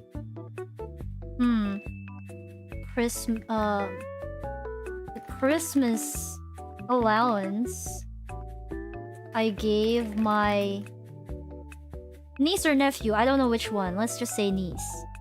In Filipino, there is no distinction on the gender, so I don't know which one. Anyway, my Is there a gender neutral term for it? Is there a gender neutral term for it even? Is there? Like how mom, dad is parent, but niece and nephew could be what? Is there? Godchild? Really? Is it godchild? Yeah, there isn't, right? Niece, nephew, whatever. Anyway, doesn't matter. Not sure which one, whatever. Am I the asshole for taking back the Christmas allowance I gave my niece and nephew? So let's do a poll for this one. Nibbling? Really? Wait! Really? If you're the aunt or uncle? You call that child your nibbling? What? Really? Oh, I've never heard that used before. Uncommon, but sounds legit. Oh, interesting. I would have thought it was like... I don't know. Sounds like sibling. So, it's kind of like what, close to cousin, maybe? I would have thought it meant something closer to cousin than niece-nephew. Interesting. Okay, well, let's start the poll. Based on the title alone, do you guys think that OP is the asshole? Let's see. Okay, I will put my translating powers to use. No?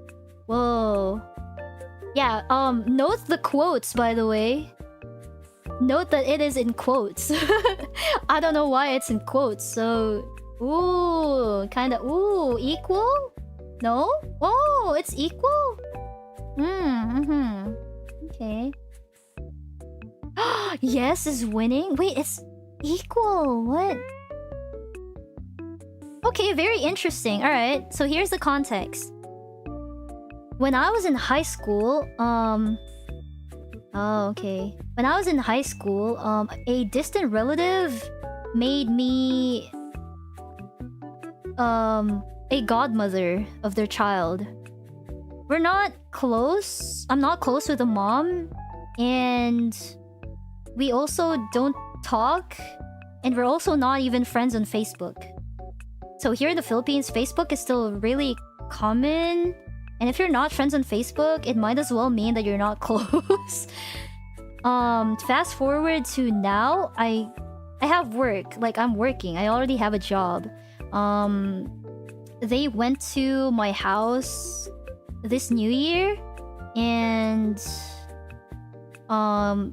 they brought their child along to ask for a Christmas gift, I guess, because not sure if it's like common in other countries, but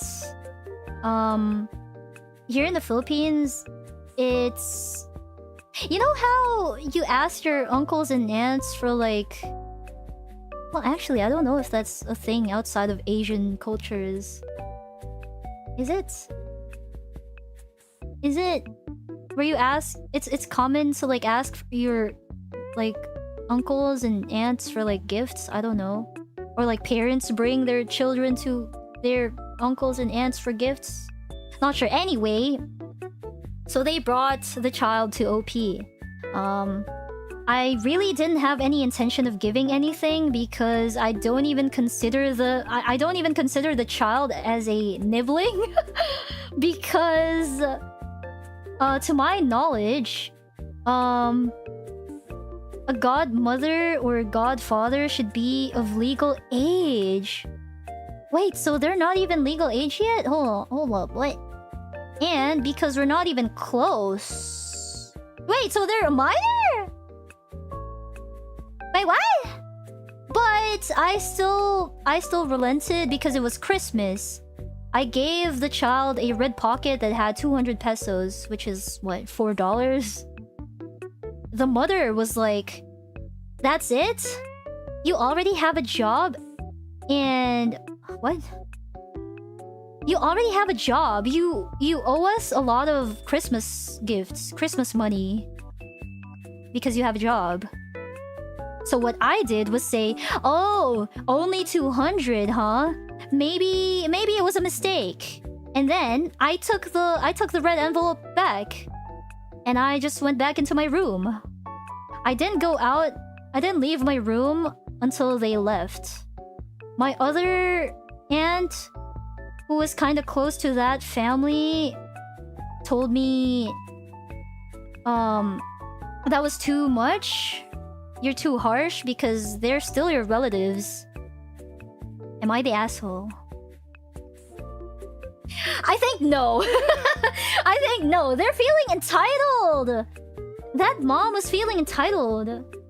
Yeah. The audacity. Okay, let's do a new poll. Let's see. The caucasity. The opacity.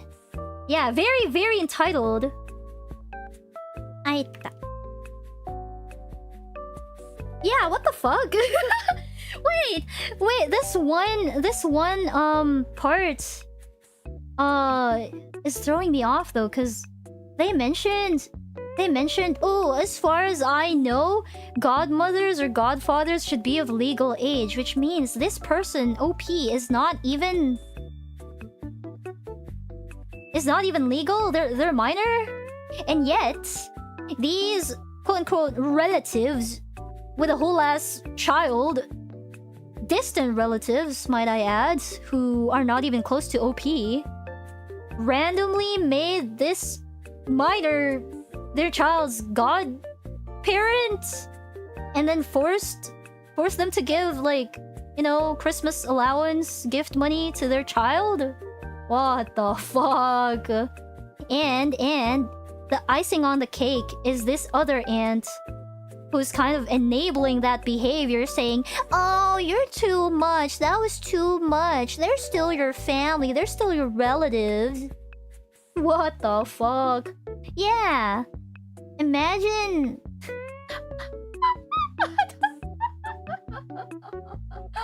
That's crazy. That is crazy. NTA. That's so mean. Do it again. This comment. What the fuck? Not NTA. They deserve it. And they're also showing this behavior to their child. That's crazy. Ooh. Yeah, Ampao duty is like voluntary, right? What? Yeah, what the fuck? I would have done the same. Petty if petty, but some people just need to be humbled. Crazy. I have a heads up to say after an AITA stream. Oh, okay. Thank you for the super chat, Keisuke. Balcony ng nanay. Oh, probably. Cause like, what the fuck does the kid know about it, right? It's probably like a really young child. Like, toddler. And when let's be real, when parents take their toddler child who doesn't really need money, doesn't even know the concept of money, probably, to their aunts and uncles and godparents for some money gifts, let's be real, they're gonna take it for themselves anyway. Probably. Unless they're good parents and they save it up for like the kid's future fund or whatever. But like, who does that? Especially here in the Philippines, like that's fucking crazy. Of course they're gonna fucking put it in their pocket. I don't know. Yeah.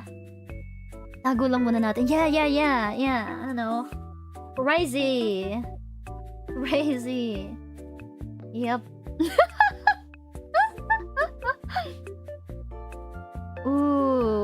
Ooh, wild. I'm the one who said I would sing your song to my crush. She said yes. Oh, congratulations! Thank you too, and I'm proud of you, Yippee! Yeah, that's wild. Wild. Here's our next AITA. Yeah, so they're all NTA so far. Wow, we haven't encountered a YTA yet.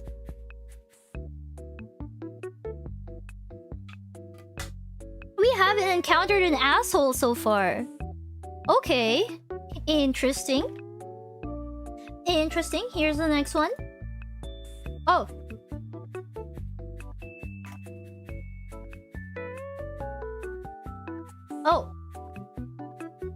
Am I the asshole for telling my kid that she's being self-centered, cruel, because her mom won't be able to make it to her wedding? Whoa. That's kind of loaded, isn't it? Whoa, okay, poll is up. What do you guys think? Any current thoughts? Whoa, so much to unpack here. Damn. I think at first glance, maybe it's a yes, maybe? Gray area? So I think the kid is the one being married. So I think this is like an older guy, probably.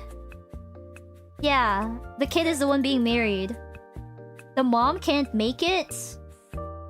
And the dad basically told the girl that she's being cruel.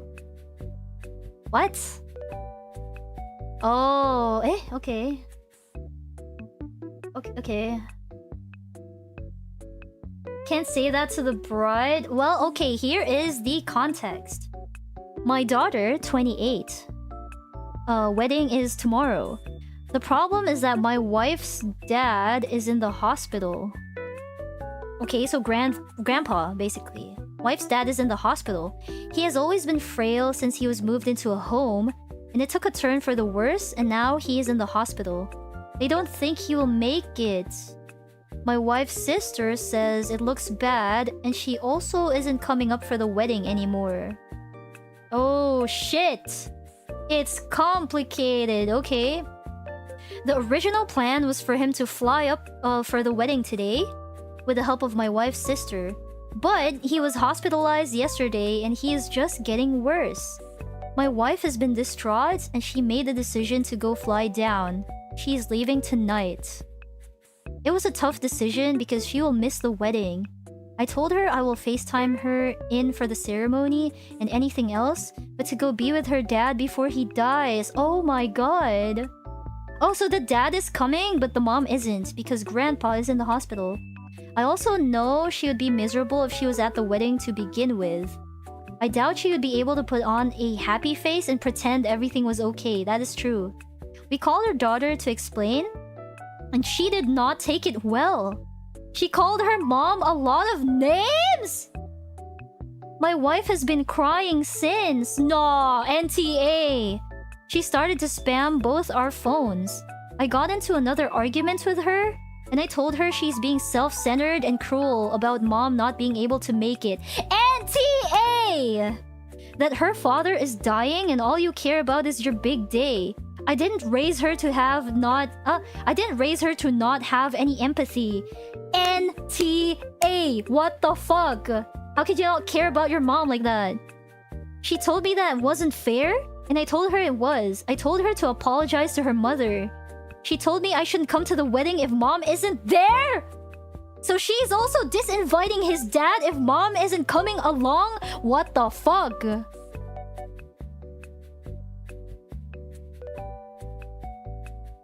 That's a whole fucking yikes, bro!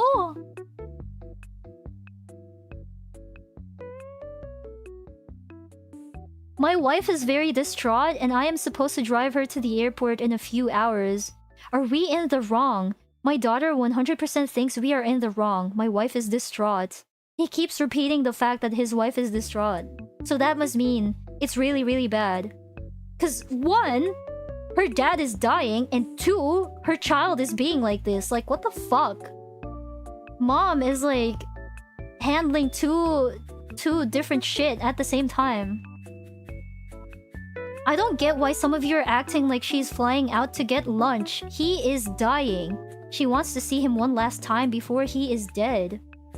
Multiple asked, we have 4 kids in total. Yes, she is her grandfather on my wife's side.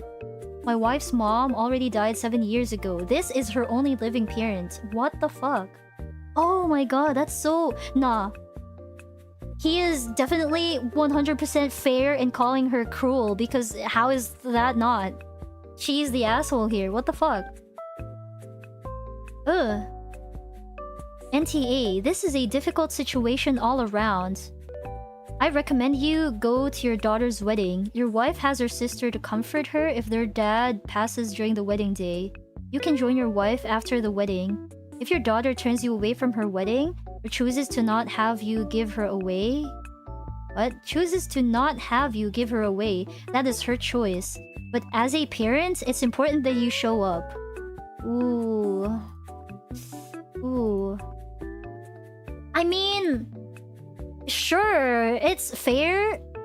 It's fair for, you know, someone to want their parents at their wedding, of course. But... if there's, like, pressing matters like this...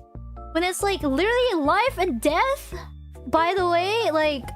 how could she not have any sympathy at all? Like, what? All she cares about is her fucking big day. Like, man, someone is dying here. The fuck? Yeah.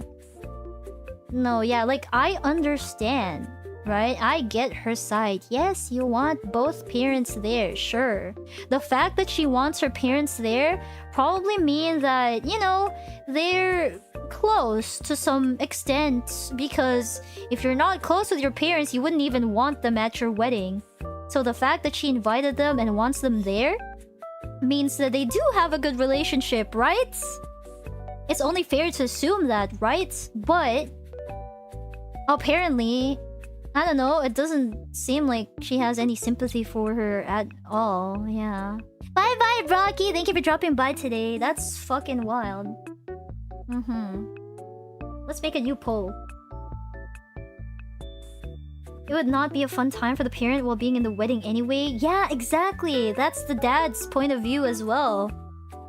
He's like, even if my wife joins the wedding, I don't think she'll be able to pretend that everything is okay anyway. Yeah, crazy. They can move. No. It's not that simple. As of this post, 22 hours ago, the wedding is tomorrow. The wedding is tomorrow. Like, literally, it's tomorrow. It cannot be rescheduled. No. Redo? I'm not gonna redo it. I'm not redoing it for your dumbass clicking it once. It's fine. Yes, we know your answer is NTA. You live. If your parent is important to you, that also means your grandparents are important to them, right? Oh, that is a very good point. That is a very, very good point. Oh my god. Yeah. I can't imagine being so callous to my own mother. I know not everyone has a good relationship with their parents, but daughter clearly wants her mother there, so the relationship isn't strained. That's what I said, right? So to be callous towards a loved one when someone they love is dying? It's fucking crazy. It's like... I don't get it. I don't understand.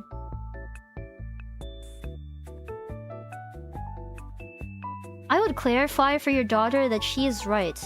That it isn't fair. It's not fair for her, whose mom is going to miss her wedding, and that sucks. It's not fair to grandpa. It's not like he chose this moment to be dying, and that sucks. It's not fair to your wife, who was so happy and excited to see her daughter get married, but now, instead of that happiness, she plans to be grieving her father, and that sucks. It is unfair, but that doesn't mean anybody is at fault. Sometimes the universe is just unfair. Ah, so their take is that no one is the asshole. NAH, no assholes here. That's their take, I think. Good night, Stray. But I still think the daughter's kind of the asshole for, you know... Yeah, like... It's true that it's unfair to her, but I think she's the asshole. She's the asshole. What? She's the asshole. Yeah, in in the way that she reacted, at least. Yeah. You should have made an effort to make things work, like be there virtually. But even then, when she's at the hospital and crying, can she really be watching the wedding virtually? And also, you have to set that kind of thing up like in advance.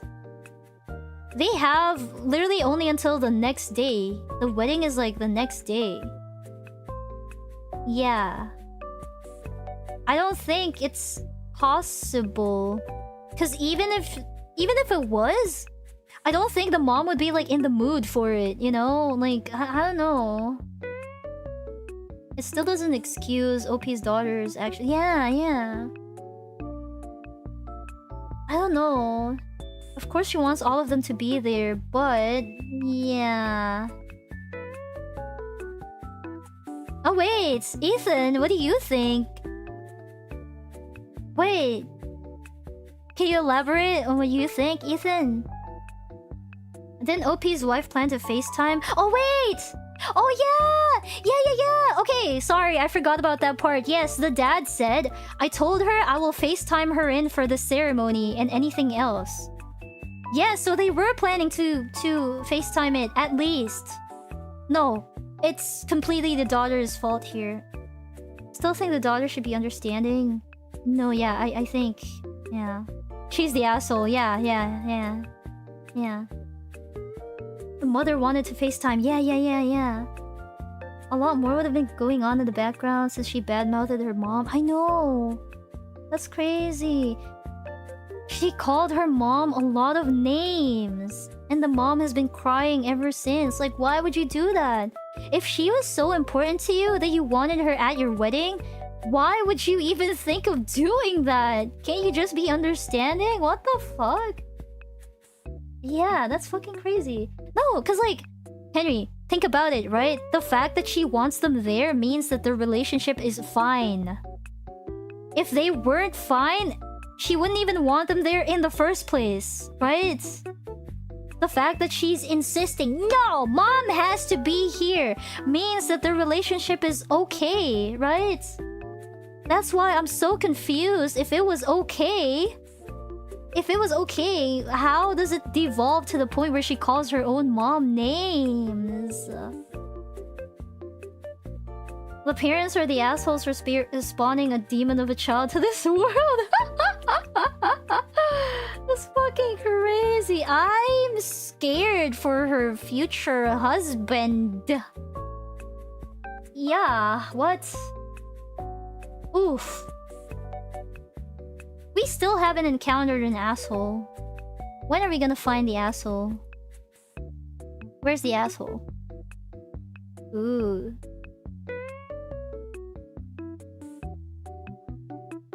Ugh.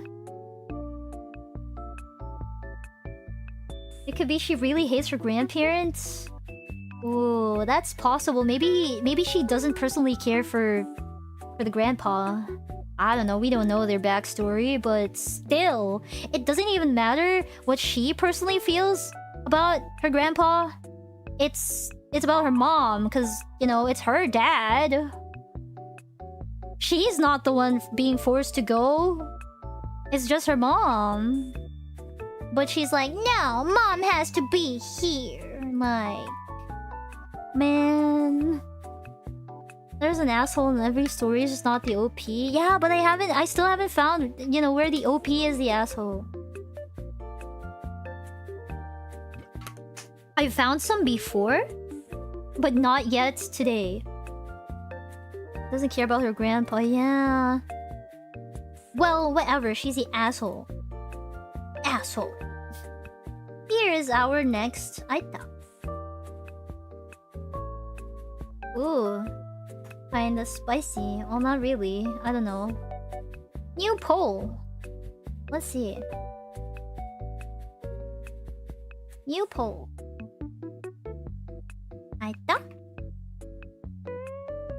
Am I the asshole for not giving my vacation day to a coworker getting married?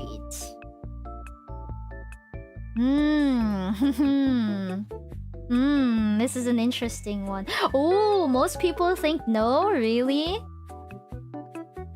No? Really? How come? My first instinct is yes, but I guess if you think about it, she should have planned for it better, right? Or they should have planned for it better, right? Because it's theirs. That is true, that is true, that is true. Okay. Yeah, that's fair. You are entitled to your vacation days, not up to someone else. That is true. Okay. Absolutely fair. Use your own vacation leave. Okay, that is true.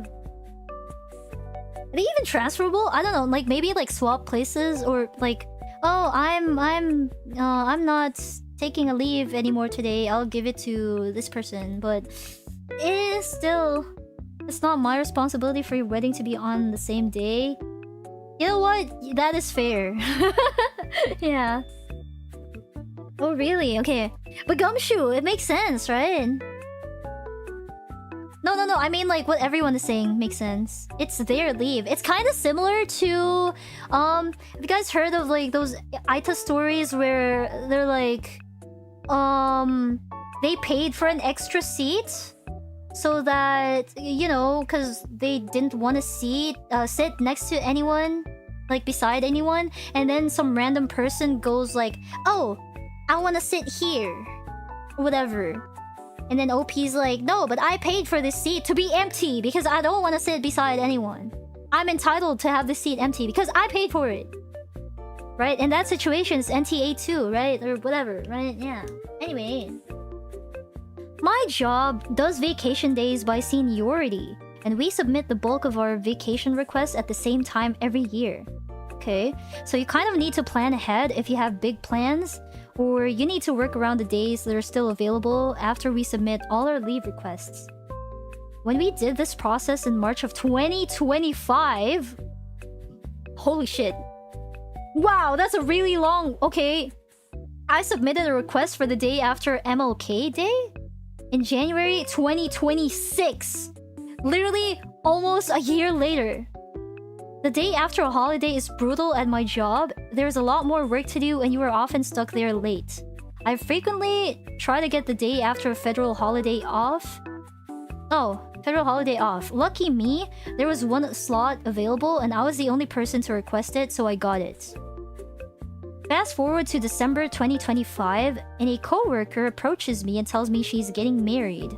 So they probably got engaged somewhere after this, like, OP submitted the leave, right? I'm assuming.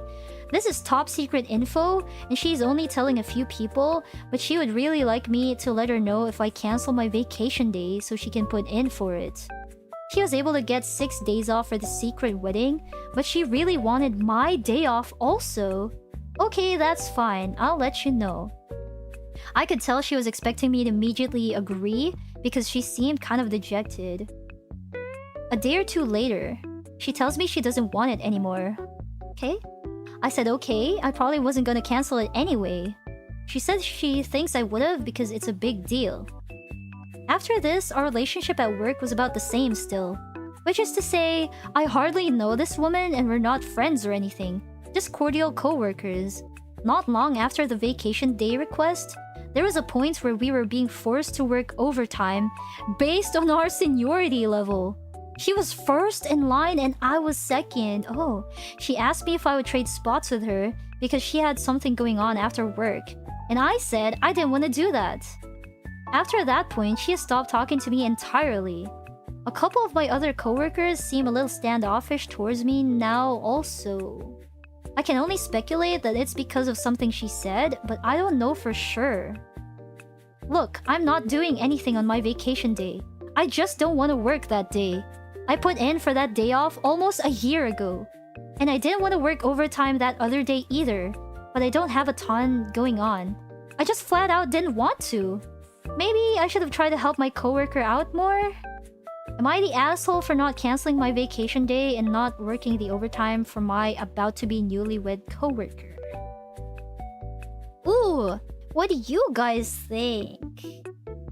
Ooh. So basically, they weren't really doing anything special on that day. They just didn't want to work because it's, you know, after the holidays, it's like super stressful. But, you know, OP, like, requested for it literally a year ago. A year ago, almost. They're technically entitled to it. Yeah. It's coworker, not friend. Yeah. Well, then again, this, like, OP is probably the only one who had, like, all 6 days, I guess. Like, that day is included in the 6 days that she wanted. I don't know. Is it not? She was able to get 6 days off for this secret wedding, but she really wanted my day off too. I don't know. So, Reddit consensus is not the asshole. Not the asshole. Top comment. People are being standoffish because they don't particularly like you. You're perfectly within your rights to be unwilling to change your non-specific plans, to do nothing to help out someone who has plans, to do something specific at a particular time. You're allowed to do that. Other people are within their rights to see you do that and think that you're not a person they like very much, or want to interact with when they aren't obligated to. They're allowed to do that too. You don't owe anyone consideration. They don't owe you cordiality. Wow. That is fair. Yeah. If the coworker paid me, alternatively treated me to a meal. Probably. She probably only asked, but didn't really push for it. They should have still planned it. Not involve a coworker's free day.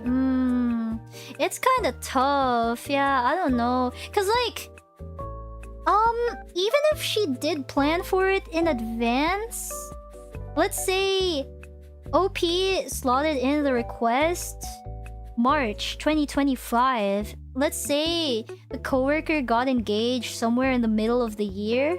I don't know, June, August, and then they want to get married December. Oh no, January, right? Because the day off is like January. She can't really plan. I mean, I guess she could have planned a different day instead. I don't know. We don't know.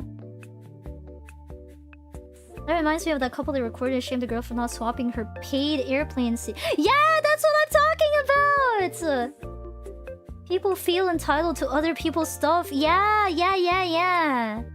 That's what I meant earlier. Oh. Because her child wanted to sit window when she paid for it. Yeah, that's what I meant.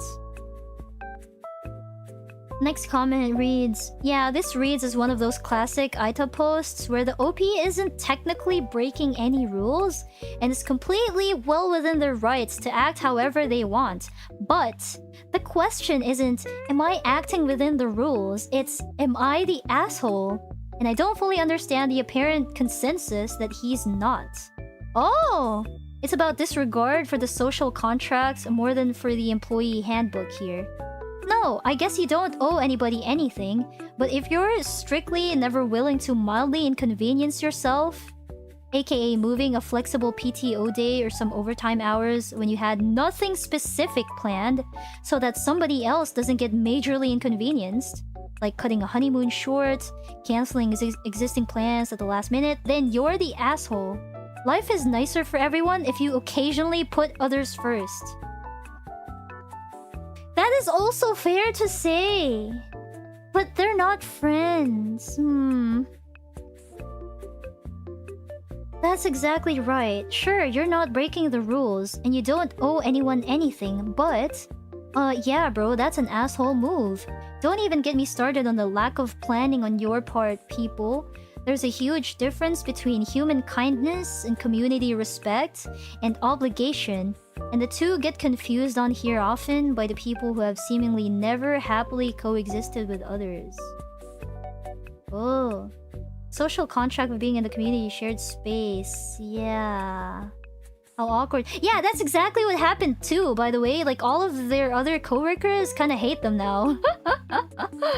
Because they probably heard about the story and they're like, oh, yeah, I kind of don't like this person. Ooh. Happily coexist. Is that not an option? Is that not an option for the working people? Still depends on the coworker. Yeah, but you know, that comment has a point. The question is, am I the asshole? I guess he kind of is. Cause he, like, they didn't really have specific plans. Like, they didn't even do anything that day. They just didn't want to work. Which is, you know, okay, fair. Because, you know, the reasoning is fair. After holidays is, like, brutal. But, you know, human kindness and all that. Like, yeah, what that guy said.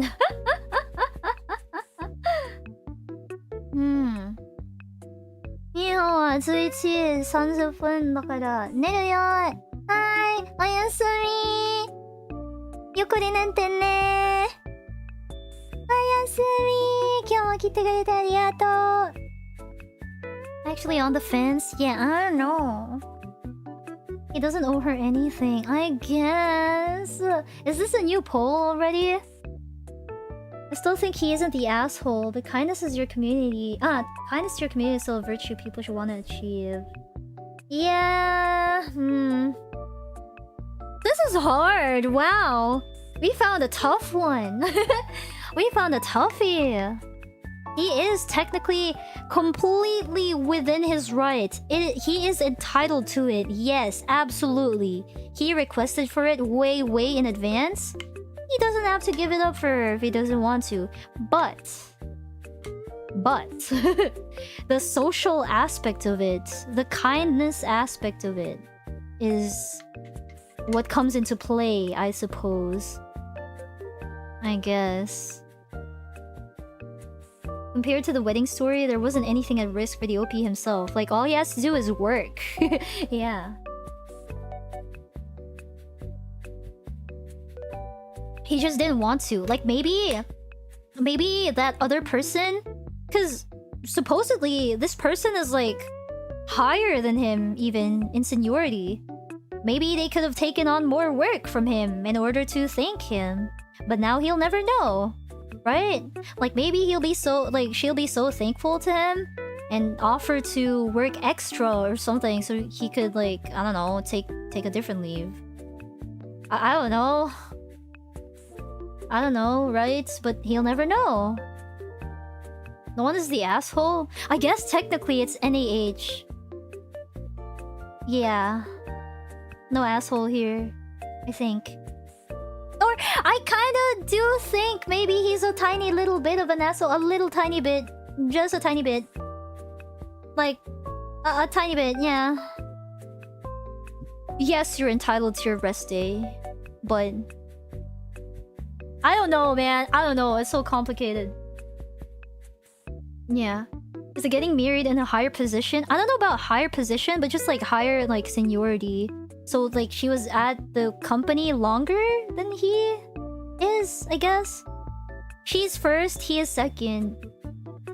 To want your parents there, to want all your coworkers. Wait, what? Coworkers? No. She's not asking for the coworkers to attend her wedding. She's asking for the coworkers leave. The leave day, vacation day. The day off, yeah. Leaves are kind of rare in the US? What the fuck, really? I would have offered personally, but I thought the coworker was kind of wishy-washy. Yeah, wait, that's also true, because she said a day or two later she tells me she doesn't want it anymore. Huh? Wait, yeah, she's kind of... Ooh, it's kind of confusing, actually. Huh. Ultimately, it depends on the stakes on each side, how willing everyone is to understand, compromise. It wasn't like she was asking to exchange free days, just kind of get one from him for free. Yeah, but maybe when she gets back to work, she might offer. We don't know. Maybe she'd leech the free day. Maybe she'd offer. We don't know. She was never given a chance. But yeah. She's way worse than the previous bride earlier? Wait, what? Wait, what? She's worse than the bride? No way. No. The previous daughter bride. That's way worse. Nuh-uh. The daughter bride is worse. She's crazy? Eh? Post itself may lack enough context to judge. Does it? I think it's plenty, you know? I've heard it said that everyone wants a village, but they all want to be the chief. They want others to do for them, but they don't want to help out others, huh? I don't know, honestly. Unless I'm wrong, it's not like he loses a vacation day. It was even after the next year. Ah, that's true! Because, like, his vacation day is slotted for, like, the next year. Recently found your content and your music. Been really enjoying them. Hope you're having a wonderful day. Thank you so much, Bra Lewis. Thank you! Thank you for listening and thank you for the super chat. And thank you for being here. What is Aita? If you read a pinned comment, it means, am I the asshole? We're reading stories on Reddit where people, you know, post stories and they ask if they're the asshole. Yeah. My coworker asked me a while back cover her on Friday, Feb 13, extend her Valentine's weekend. I said yes. In return, she promised to cover me for an anime convention. Yeah, it's like a give and take situation, right? Like maybe she could have just offered like, oh, if you have, you know, in the future, if you have like a special event, blah blah blah. Like she'd be more willing to give it up too, knowing what he did for her, right? Didn't she take a bunch of days off? So the day she wanted probably wasn't for the wedding, just an extra week. Yeah, she got like 6 vacation days for it, but still. But still, I don't know. It's I don't know. That would make sense. I don't know. It's kind of I'm kind of really on the fence about it. I really don't know. Yeah. What's chat's consensus though? No? Okay. Let's see. Where are the more popular ones? I want the spicy ones.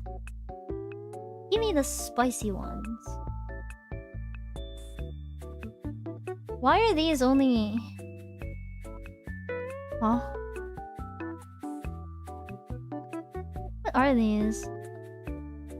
You know what? I'll find an asshole story. Oh, here we go. Here we go. We found an asshole story. Maybe. I don't know. Hello. We'll see. We'll see. Here. Here. Am I the asshole? Wife upset I cannot keep toddler from her. Okay, I don't think we have much to get, like, yeah, we can't... We don't have much to go off of here, I think. What? So here's the context. Some context here. Wife is a full-time student. I work full-time. We have an 8-year-old and a 2-year-old. Okay. My wife is upset with me as I cannot keep our toddler from her while she is studying upstairs in our room. I work 6 a.m. to 3 p.m.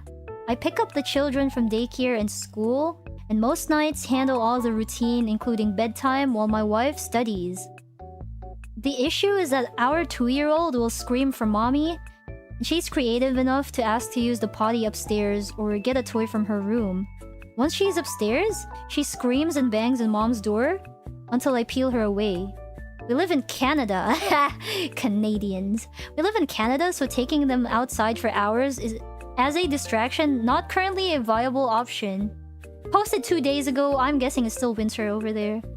The contention comes from the fact my wife could study at her mom's 5 minutes down the road, or remain on campus and study there, but she chooses to always study at home. I am stressed with the fact my toddler will constantly scream for my wife when she knows she's home, but when my wife isn't home, she understands that and is much less fussy. Am I the asshole for telling my wife she needs to study away from the house when she's inaccessible? Oh, so the issue here isn't him being able to keep the daughter away from the mom. It's that he told her to study away from the house because he's being inconvenienced by the child screaming for mommy all the time. Okay. I'm not understanding why he's the asshole. Because he told her to study away from the house. When she's inaccessible... Wait, what? Okay, edit. I do have baby gates installed and all the junctions of the house. The only toilet in our house is upstairs beside the bedroom, and 2-year-old is in the process of potty training. Our house also has paper-thin walls, to the point you could hear a mouse fart upstairs if you're downstairs. The sound of an office chair on the floor, while my wife shifts her position, can alert the 2-year-old to her presence. My wife does the morning routine with the children, feeds them, does the older child's lunch, gets them dropped off at school and daycare. I'm on pickup, evening and night routine. Mom morning, dad night. We split nighttime wake up, so that's all fair and dandy. My wife also spends the time she can with them, but her program requires extensive study. What I'm trying to convey is that the demeanor of our 2-year-old is miserable when she knows mom is home and can't access her.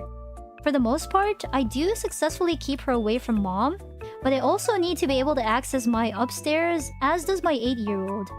The times my 2-year-old does get through, and bangs on the door, screams for my wife, bangs on the door or screams, my wife gets very upset and comments it's a parenting skill issue. I would love to be able to take the kids out for the entire evening, but I am doing the cooking, the cleaning, and other associated house tasks for the most part, as my partner's program is extremely demanding. This isn't a complaint about the division of labor. She needs the time to study. Which, to be fair, he's being, like, supportive and understanding of her, so that's good, I guess. However, I cannot be out and about for the entire evening as the household needs maintenance. Ooh. Ooh, this is kinda spicy. So Reddit says he's the asshole. What do you guys think? Let's say the wife went to actual school. She would have to go to a physical location regardless. So why couldn't she just go to her parents' house? She values silence. No, it's not that she values silence. Like, okay, to be fair, we don't know the reason of the mom. Why she chooses to study at home. Did I say that?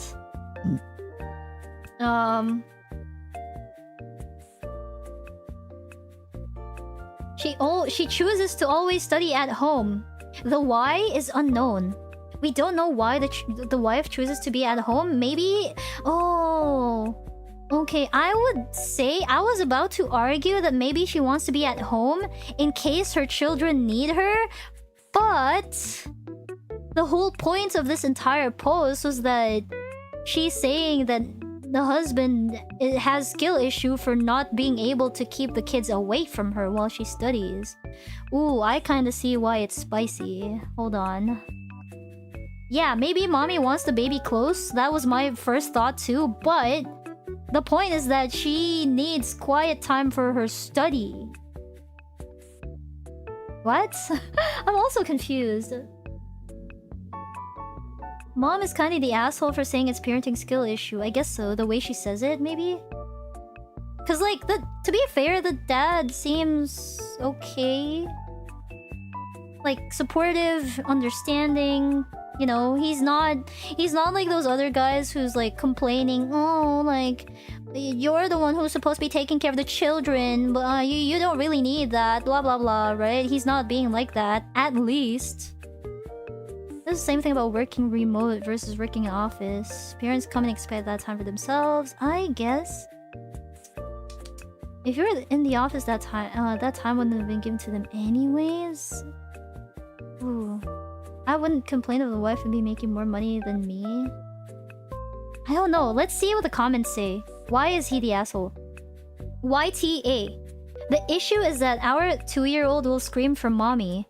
She's creative enough to ask to use the potty upstairs or get a toy from her room. Once she's upstairs, she screams and bangs on mom's door until I peel her away. This makes it sound like you're being manipulated and outsmarted by a toddler. You are the adult and the parent in this situation. Start acting like it. 17k upvotes. And 9 awards. Wow. He got finessed by a toddler. I guess if you put it that way. The OP is the asshole of this one. You're a fucking parent. Yeah. Huh? This makes it sound like you're being manipulated and outsmarted by a toddler. Like, if this is a common problem when the kid says, I want to use the potty upstairs, what reasonable person would let them? I'm not a parent, but I'm an aunt who's babysat enough times to know that you can just say, no, we have a toilet downstairs that you can use. You don't need to go upstairs. Maybe the child then throws a tantrum, but sometimes kids will do that and you have to deal with that. OP then clarified, right, in the post that they only have one bathroom, and that's the one upstairs, so that's fair. But maybe he could, like, accompany her? I don't know. Why is OP falling for a 2-year-old's tricks? These don't seem like particularly smart tricks.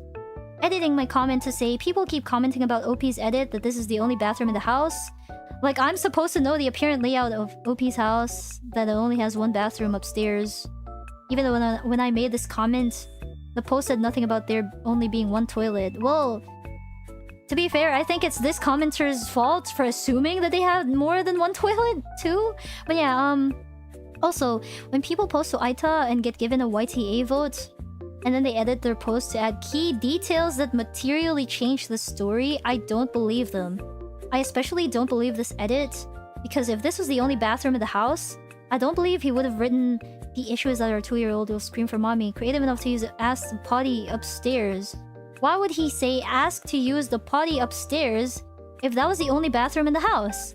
Wouldn't he have said she asked to use the potty and we only have one toilet and it's upstairs? Even if he didn't specify the only toilet part, if they only have one toilet, why would he call it the potty upstairs? Maybe because he just wanted to clarify that it was upstairs beside the bedroom, but anyway. I don't know. I still think he isn't the asshole. So who is? If you like, is it NTA or no assholes? Because if you say he's NTA, you're saying that the other person is NTA, the wife. It's being clearly communicated. OP's child gets fussy. She knows the mom is home. It's a very simple solution. Mom should just go to her parents' house. Wife is the asshole. She needs to understand husband already doing his absolute best. That is fair. He is trying his best. The least she could do is express gratitude for his help. Well, we don't know that she doesn't do that.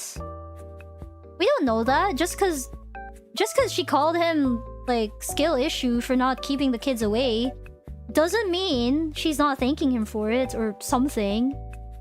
Right? We don't know that. We can't really assume that, so... The toddler is? Mom is the asshole? Really? Still gonna stand my vote. Both of them are the asshole. ESH. Everyone sucks here. Wife is the bad guy here. Be great. Wait. Let's do a poll here. Let me see. I haven't done the poll yet. Here. Mom's fault? You guys seem pretty... divided. Let me see those numbers. Let's say the roles are reversed. Mom is the housewife, husband is learning student. Guarantee you the husband is told to man up and just go outside.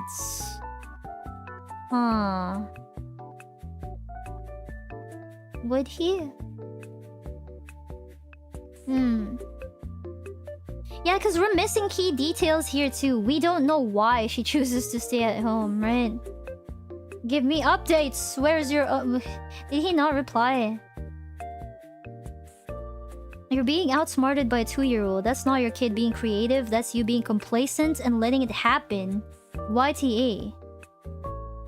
He's facilitating the disruption. It sounds like he really doesn't want his wife to study. He thinks she should go study on campus. And since that's the solution he's decided, that's all that he's going to accept. And he can't possibly do anything else because he gave her the solution, and it's the only solution because he's decided that it is. The way she's doing it makes things harder for him, so she's being unreasonable, even though his solution does the same thing back to her.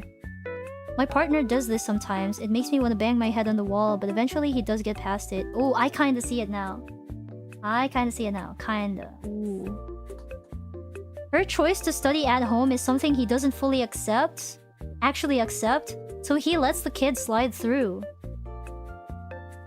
It's a 50-50? What the fuck? Whoa!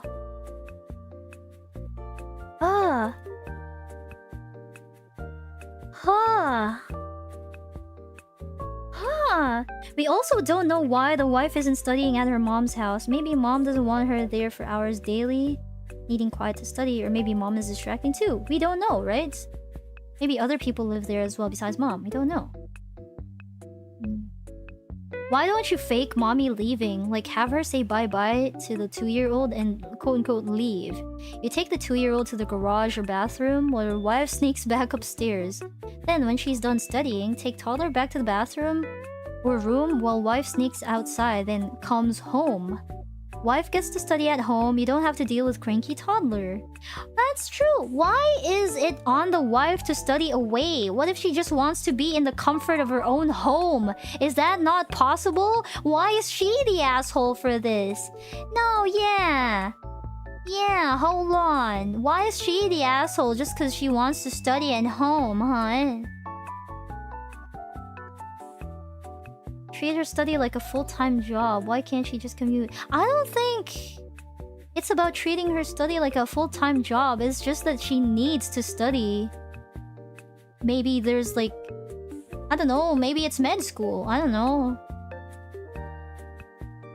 If she thinks they'll disturb her to her limit, she should find somewhere quieter. Like, the only thing... Probably the only thing I think she's the asshole here for is, like, calling her husband skill issue when he's trying already. But, according to the comments, he's not trying hard enough because why is he getting outsmarted by a 2-year-old? Which, I guess is fair. Like, how is a 2-year-old slipping by saying, oh, I need potty upstairs? As her husband's partner, she shouldn't always seek self-fulfillment. It's about making everyone happy at the home. The social contract.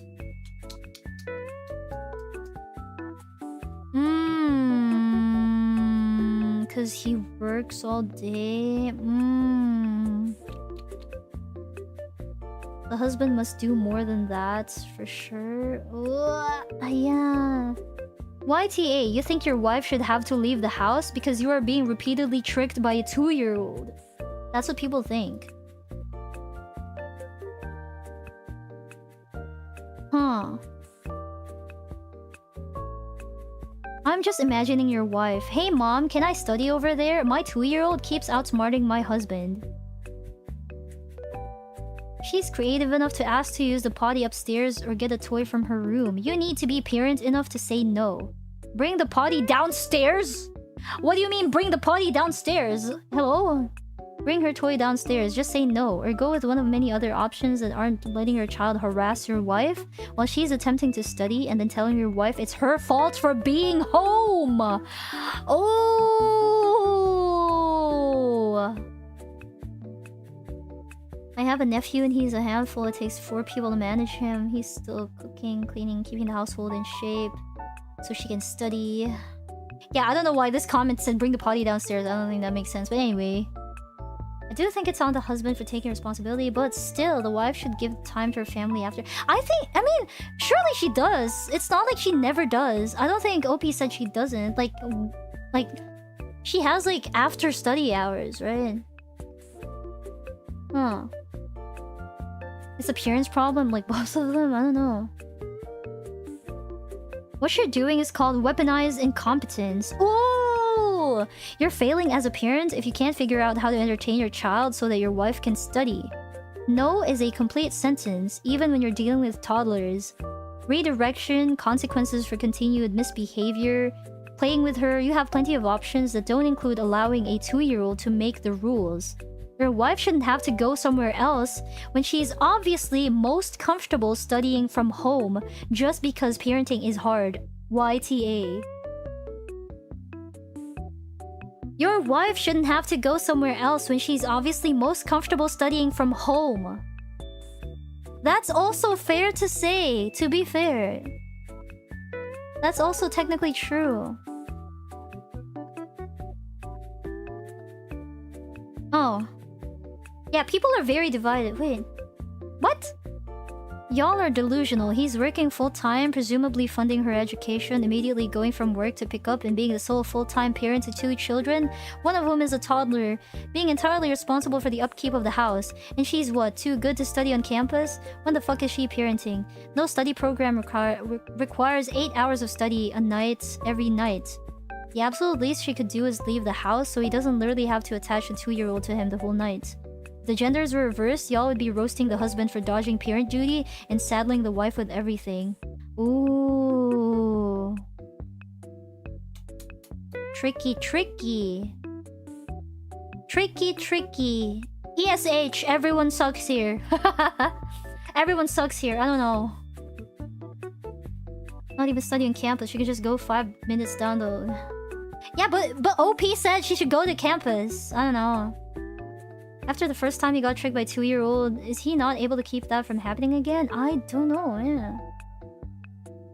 The fuck? What send the child to daycare? Because they probably don't have to.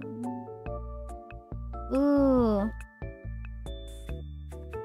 People on this sub literally mass downvoted and called a man an insecure sexist because he was pissed off at his wife sending a topless. What? What? Now he's just making stuff up. What the fuck?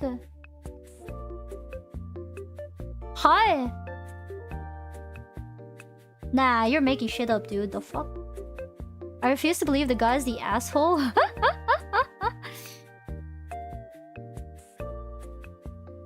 She literally does the same things while he's at work. She literally doesn't. The youngest is in daycare and the oldest in school. Read the post. She gets the privilege of focusing on her studies because her husband cooks, cleans, provides alone for the family, takes care of the children alone the entire afternoon nights. She has 7 AM to 9 AM, then they are at school, kindergarten. He has 3 PM to bedtime and cooks 5 nights per week. If anyone is weaponizing anything here, it's her weaponizing her need for peace when studying. You have a toddler and need peace? Just get the fuck out of the house then. Ooh, what the fuck? He doesn't have any complaints about division of labor, so it's not about that. Dude is supporting his wife while she's in school, which is fine, but these comments are acting like he isn't doing anything when his post says he basically does everything right now while she focuses on school. If the roles were reversed, I guarantee everyone would be seeing NTA and criticizing him for not leaving. Ooh, fuck. Wife is the asshole. Both. I don't know. I don't know anymore. Hi.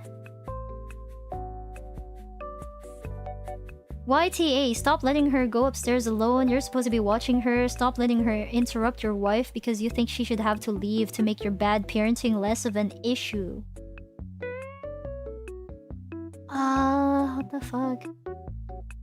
Can I use the potty upstairs? No, mommy is busy, so we're staying downstairs. Can I have a toy from my room? If you tell me which toy, I will get it for you. Or even better, grab some toys beforehand and have the 2-year-old play with those. You need to teach your child some healthy separation behavior. This includes firm boundaries, consequences, clear instructions, and distraction. And no, you don't need to leave the house with the kids. You can stay inside, draw, play games, do fantasy play, read, arts and crafts, have them help with chores. Kids usually love feeling like a big boy or a girl by helping mommy or daddy with adult stuff, like taking laundry out of the washer, folding, vacuuming, sweeping. The only reason your kid is screaming is because she's learned that that works. And likely, she's confused as to why mommy isn't coming out. Time to step up and be a parent. YTA, your wife should absolutely not have to leave her own home just because dad is intimidated by a 2-year-old. Step up, man. Ooh.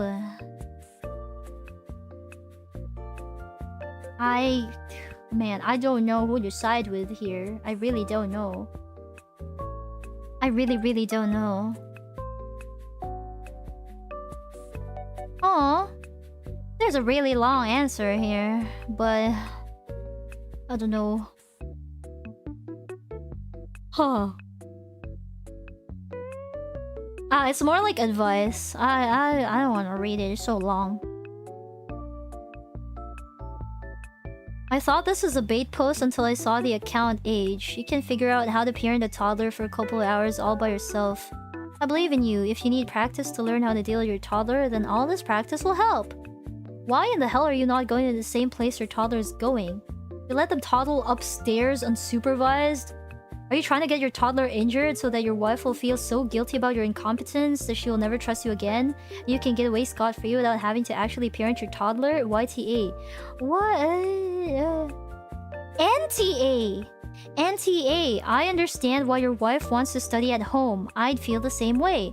The idea that we can just distract a toddler, especially for long periods of time, isn't realistic. Has your wife ever successfully distracted that child for more than a few minutes? If so, she needs to share her secrets. I can't think of anything that would have worked with my kids when they were 2. They were smart, loud, and incredibly determined. If my husband, their primary caregiver, was in the house, I was always a distant second. Heck, even being second choice. It was years before I could use a toilet alone. Most of the YTAs seem to be coming from people who sound like they've never had to be around toddlers. I don't know what to think anymore. I don't know what to think anymore.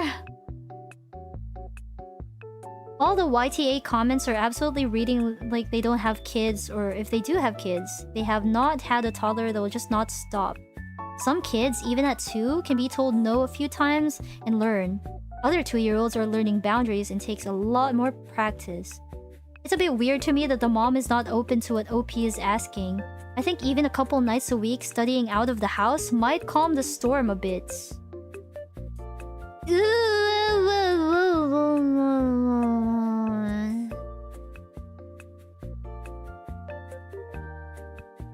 Huh.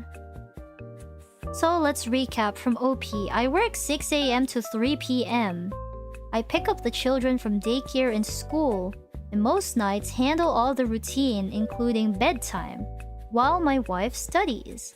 So the wife would do morning routine, drop the kids off at school and daycare, and then have all day at home alone from 8 until 3.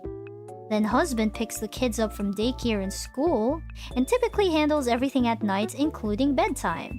And this thread is full of people saying the husband is the asshole. NTA and the gender reverse version of this question would destroy this subreddit.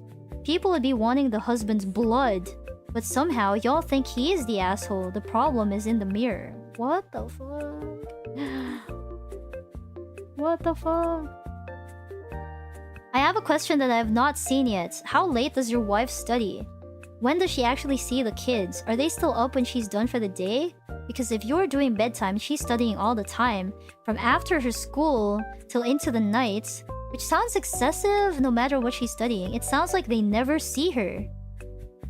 Your kids are not seeing enough of their mom. I guess I don't see why she can't see them when they get home. Spend an hour or so with them and then study after dinner while you do bath, stories, and bedtime. All that being said, if things are going to go on as they are, you need to keep them downstairs while she studies. I'm kinda leaning towards ESH. Everyone sucks here. Me too! I can't decide, so I think both of them are. Even the commentators. I don't know. When she was doing the 80, there's a clear reason why the kids miss the mom, because she's not around and always studying all the time. And even when she's home, the reason isn't because she wants to spend time with her kids, it's because she wants to keep the kids away from her because she's studying. So it's not even because of the kids that she wants to be home. But does it matter what her reason for staying home is? Maybe she just wants the comfort of her own home, her own room. Is that so bad? I don't know. This is an I don't know, yeah. We don't, yeah. ESH. Yes, your wife could go elsewhere to make it easier, but you also shouldn't be demanding she leave every time she needs to study. Right now, studying is her job. Her job is work from home, and she retreats upstairs, leaving the entire downstairs and remainder of your home free for you to keep the kids entertained. Your toddler is old enough for simple consequences with disobedience. Be an active parent and stay engaged to the point she can't sneak away from you. Research cheap and easy games for both kids, and keep a few rewards and distractions in your back pocket for higher stress days. Give them a bucket of soapy water, sponges for feet, blah blah blah, step up parent. It's not you or your wife's fault your toddler is attached, but it is your fault for putting the burden on your wife to relocate every time she needs to study. Because you dislike dealing with your attached toddler. That's why I think it's everyone sucks here. Because though I do think the wife is entitled to be at home too if she wants. Like maybe they could work out like a compromise. Like not staying at home all the time and not being on campus all the time, but like some days and not other days, right? They should definitely work out a compromise, but yeah. She has a right to be at home too. But also, yeah, the guy just doesn't want to deal with the thing. I don't know. No, it's ESH for me. Here, I'm gonna end this poll and include the other options. Let's see if it changes. NTA? Wife is The asshole? YTA? Husband? Hubby is AH? Yes, H. Everyone sucks here. Or... no assholes here. Here. This is the poll to end all polls. Here. I included all 4 options this time. What do you guys think? Yeah, I personally feel like it's everyone sucks here. I don't know. Husband literally works graveyard, pays mom's student loans, sleeps less than 6 hours, picks up kids, watches kids, cooks, cleans. Hey, can you just study elsewhere? Cause it's driving me crazy.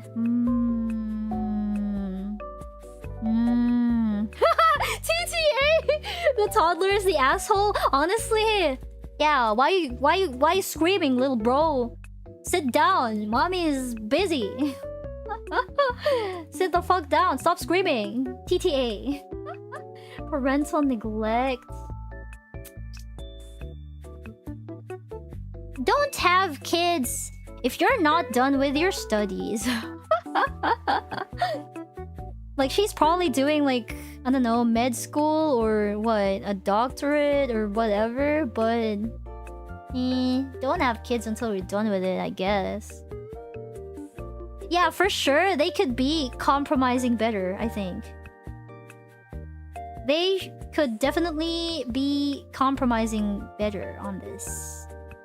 The wife is the asshole for calling him, you know, telling him skill issue. And he is also the asshole for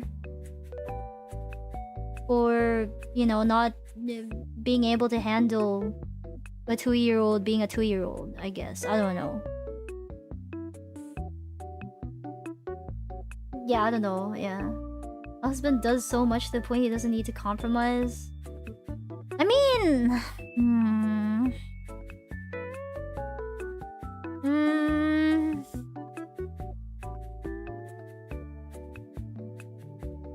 Because it's not like you can tell the wife, oh, your thing isn't important, right? You can't really tell her that her studies are not important, so... Everyone sucks here for having children that they cannot manage. How about that, huh? How about that? Everyone sucks here for having kids when they're not fucking ready. The wife is clearly not ready for kids because she's busy with her studies. I don't even know if she gets to see her kids. And the husband also isn't ready when he can't even handle a 2-year-old. Or being outsmarted by a 2-year-old. Then again, I can't really talk much because I know parenting is hard. And the toddler stage is the worst. The first few years are the worst. But yeah, maybe they could have planned things better, you know? Yeah, maybe they both suck. Everyone sucks here, including the toddler. Yeah, I don't fucking know, man. So weird. See, even, like, everyone is divided on Reddit. And everyone is also divided, like, here. Huh. Do you want a medal for working and doing domestic labor? When my son was little, I worked full-time and did the bulk of the house and baby-related stuff because my husband's job is more physically demanding. I somehow managed to work all day, pick up kid, make dinner, keep the toddler away from dad. Why can't you manage your own kid? Yeah, YTA for telling her to go elsewhere so it doesn't inconvenience you. Oh. Oh.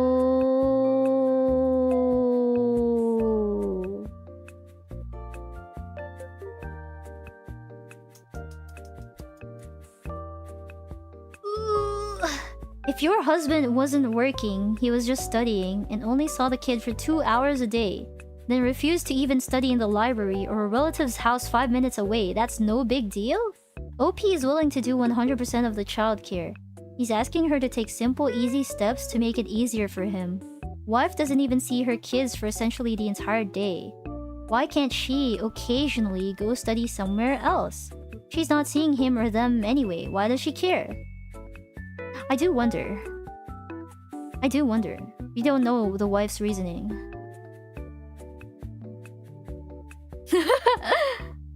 Can't believe I'm doing a parent card. As a parent, you have to do sacrifices for the betterment of your child. This is why I believe on this saying. If you know you can't handle a child, just don't have a fucking child. Yep.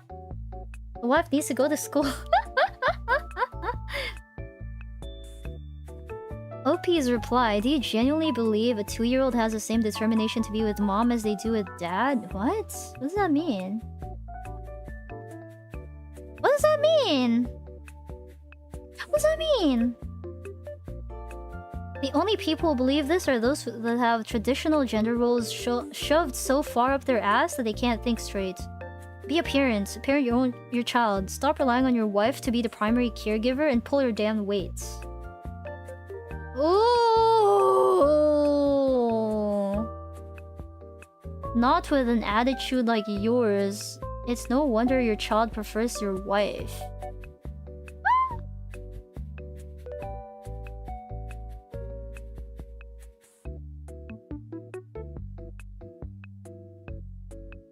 Read the post. I'm the primary caregiver.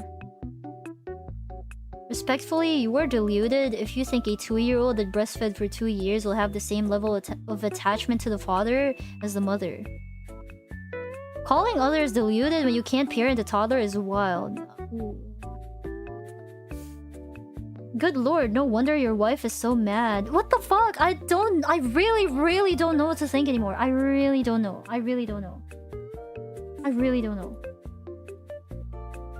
Fuck, I don't know. They both make sense. Both sides make sense. Therefore, everyone sucks here. If both NTA and YTA make sense, that means everyone sucks here. I can see it. Took care of both of my sisters. They were younger, feeding, changing diapers, playing with them. Really? You did that? To that extent? When my parents are gone, having no time for them, everyone sucks here. Ooh, he's pulling the big brother card. Ooh. Yeah, everybody sucks. Cause like if both sides make sense, then everyone sucks.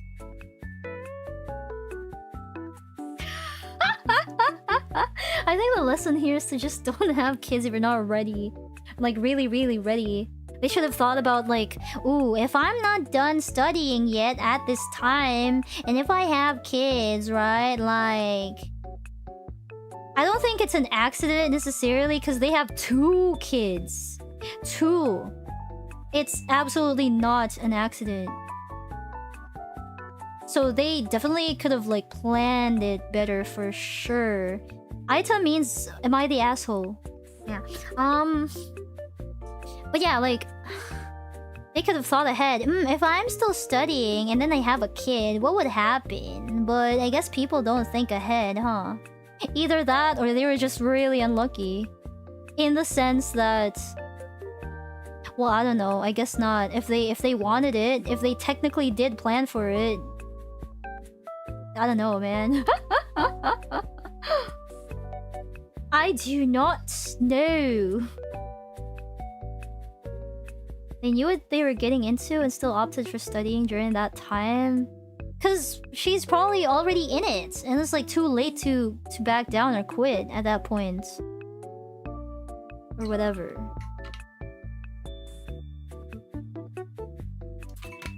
Okay, I did not expect this to be the spiciest one. I thought the spiciest one was like...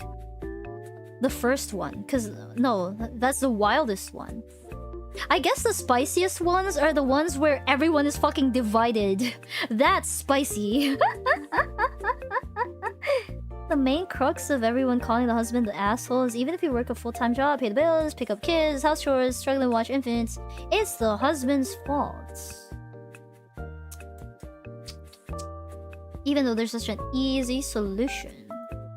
Because, like I said, like, she's entitled to be at home too. Yes, she can choose to study somewhere else to make it easier.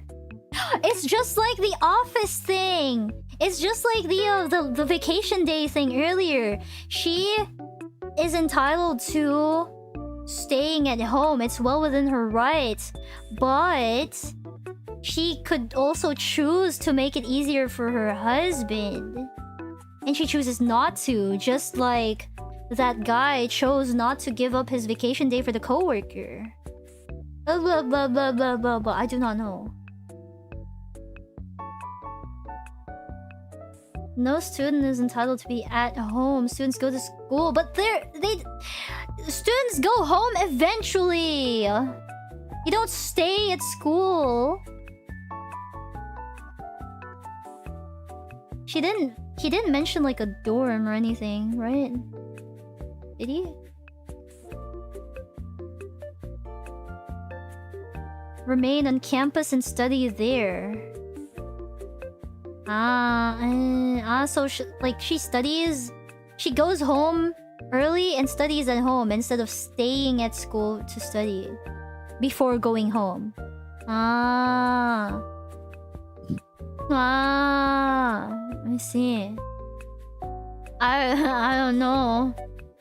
A mom's job is intense too. That's true. That's why in like discussions like these, it's always kind of iffy. It's always kind of iffy. I don't know. Cause like when the roles are reversed, like basically what's happening here is that the husband, like people think the husband deserves so much praise because he's the one taking care of everything. But normally, right, it's the mom's job and it's a thankless job. Or like she doesn't get any fanfare for doing that kind of thing. But somehow when it's the dad doing it, oh my, like everyone is like falling head over heels. Oh my god, you're doing everything when the mom could like do that too, like in an average situation, I suppose. I don't know, maybe that's why people are like heated up about it. Because it's like a very, very, very big point of contention. A very common argument, I suppose. She isn't doing anything from what I see. Of course, context missing. Yeah, she handles the morning routine. She does the morning routine. Feeds them, does the older child's lunch, gets them dropped off at school, daycare. Yeah, she's morning routine, he is night routine. Evening and night routine. Literally working full-time graveyard and paying bills.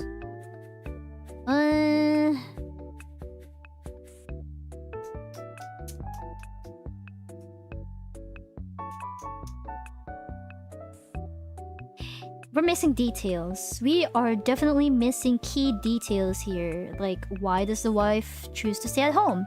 And what's like, he's not complaining about the division of labor though. He mentioned that. So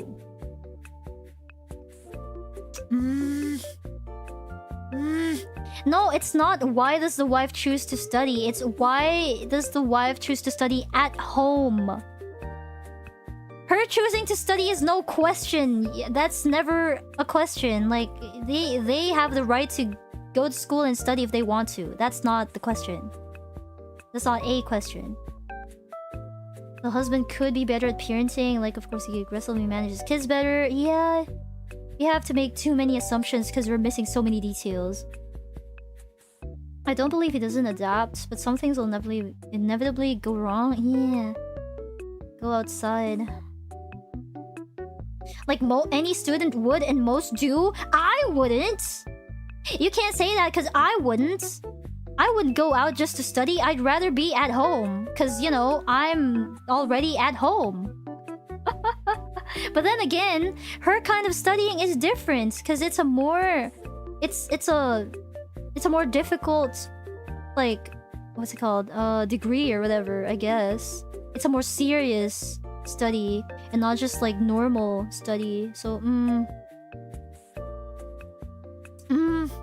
yeah, we lack key details, therefore everyone sucks here. Are expected to like go out to do in-person assignments. Maybe it's just a cultural thing too. That is not... I have never heard of in-person assignments. What the fuck is that? Assignments are things that you take home. Homework. That's why they're called homework. What the fuck is in-person assignment? If it's an in-person assignment, then you're at school. You can't even go home for it. Because you're literally at school when it happens.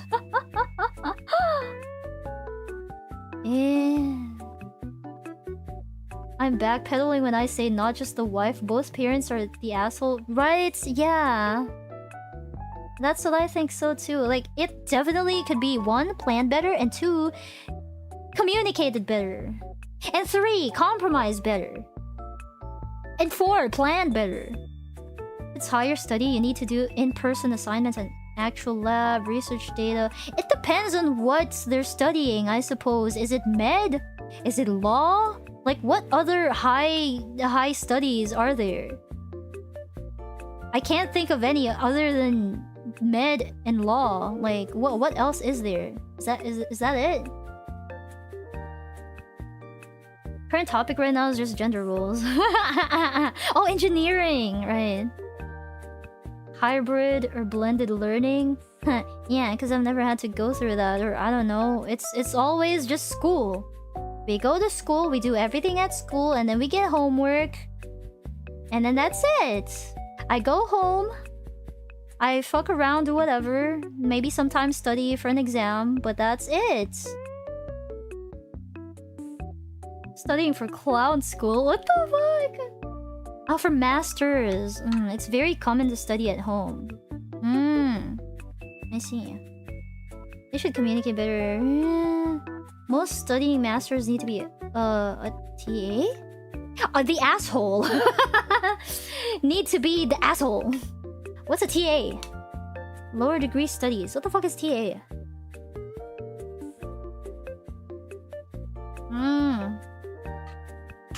Need to be a teacher's assistant. If mom is going in person anyways, she can just stay there. Come on. Yeah, he should have included that.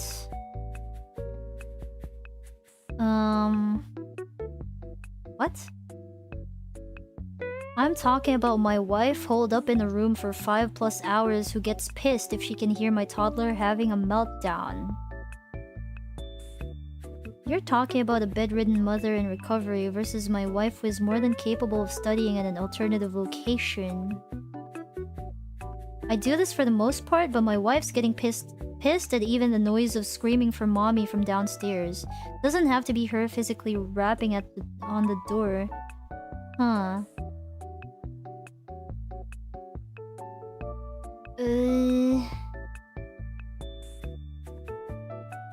All of his comments, by the way, are like have a lot of downvotes. Like every single comment he makes just have like are just downvoted to hell.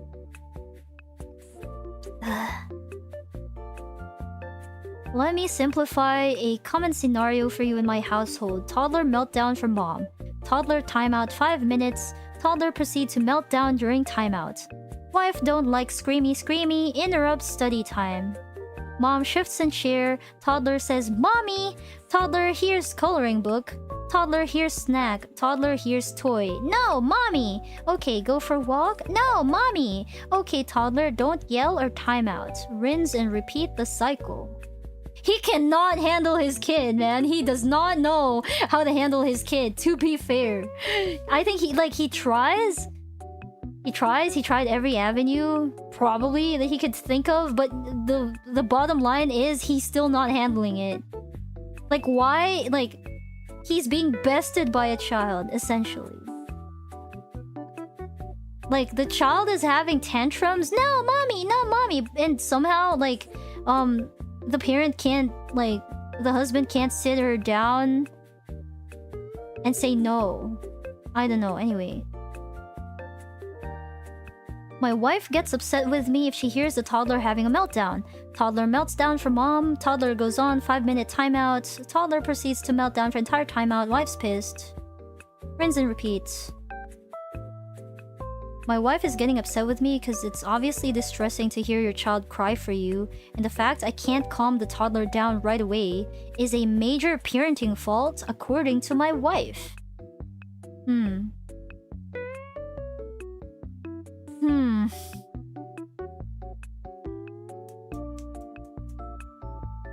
Attends class on campus 4 out of 5 weekdays. Studies on the off days. There. Does that answer anything? Or no? What does your wife do during the day? After she's dropped kids off in the 6 to 7 hours she has free. Attends class on campus 4 out of 5 weekdays. Studies on the off days. So the times she's studying at home are the off days. 4 out of 5 weekdays she's on campus. The off days she's at home. Maybe she just doesn't want to be on campus all the time.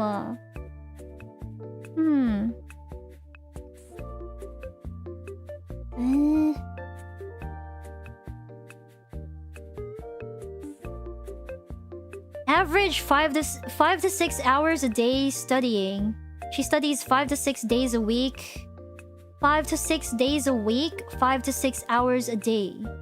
Average. I'm not hyperbolizing when I say a large portion of her waking hours are spent either attending class, labs, or studying. My wife studies the entire evening I'm home. It's not an hour here and there, 6 hours a day on average.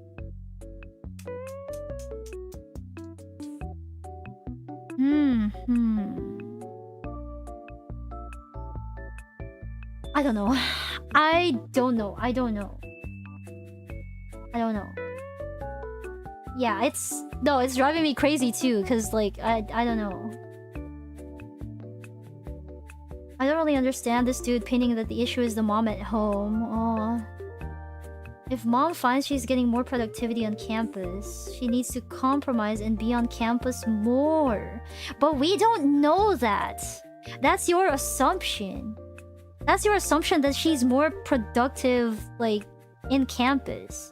She could also be the same, like, have the same productivity at home. The only thing is that the dad cannot calm the toddler down. Yeah, it's probably the greatest rage bait, I'm not gonna lie.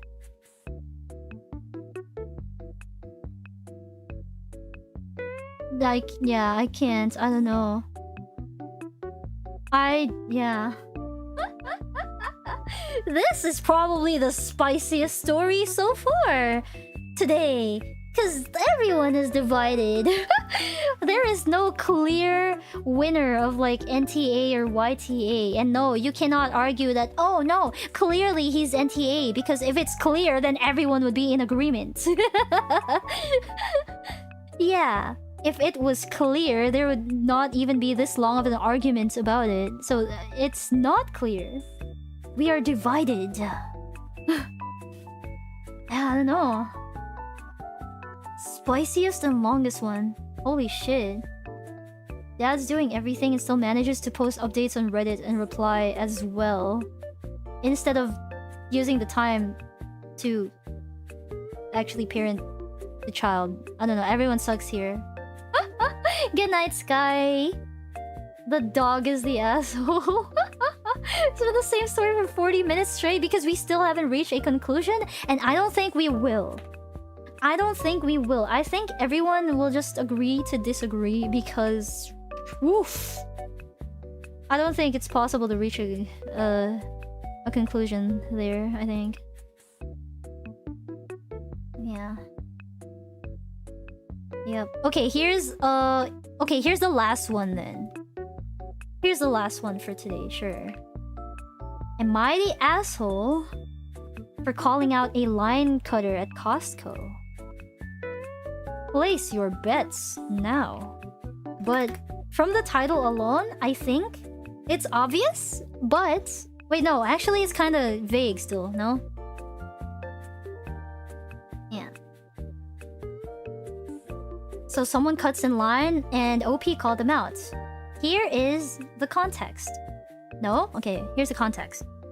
I was at Costco and had just finished checking out when I realized I picked up the wrong item. I headed over to the supervisor's desk and waited behind a gentleman who was already there. A couple minutes later, a woman nudged in front of my cart, giving me an unapologetic wave. "I'll be quick, I just have a question," she said. I didn't hold back. I don't give a shit. Wait in line, I told her. She looked at me like I was an alien and told me I was being incredibly rude. I followed up with, fine. Pretty fucking pleased then. I also have a question. What makes yours more important than mine? When I went home and told my wife, she said I overreacted and in retrospect, I shouldn't have cursed, but I don't regret calling her out. Ooh. ESH. ESH, everyone sucks here. Oh shit, the other option was supposed to be yes. Sorry. Everyone sucks here. He sucks. OP, like, yeah, he sucks for cussing her out for no reason. Well, not no reason, but like, he was like way too rude about it. And she also sucks for, well, you know, cutting in line. Yeah, his reaction was so bad it made him the villain. He was the victim until he reacted in that way, I guess. Yeah. Change the poll.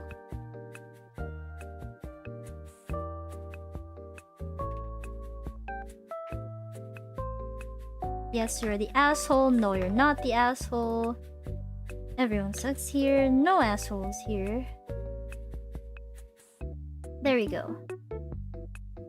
I say you can call her out, but do it kindly. Yeah, it doesn't even have to be kindly. Just do it politely, at least.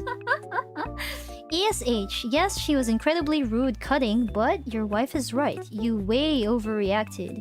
Swearing at a total stranger does nothing to support your case. You could have easily said, the end of the line is back there instead.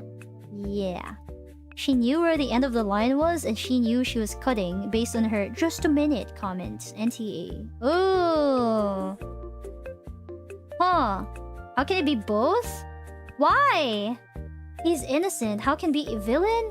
Because Ethan, he cussed her out. He could have done it politely.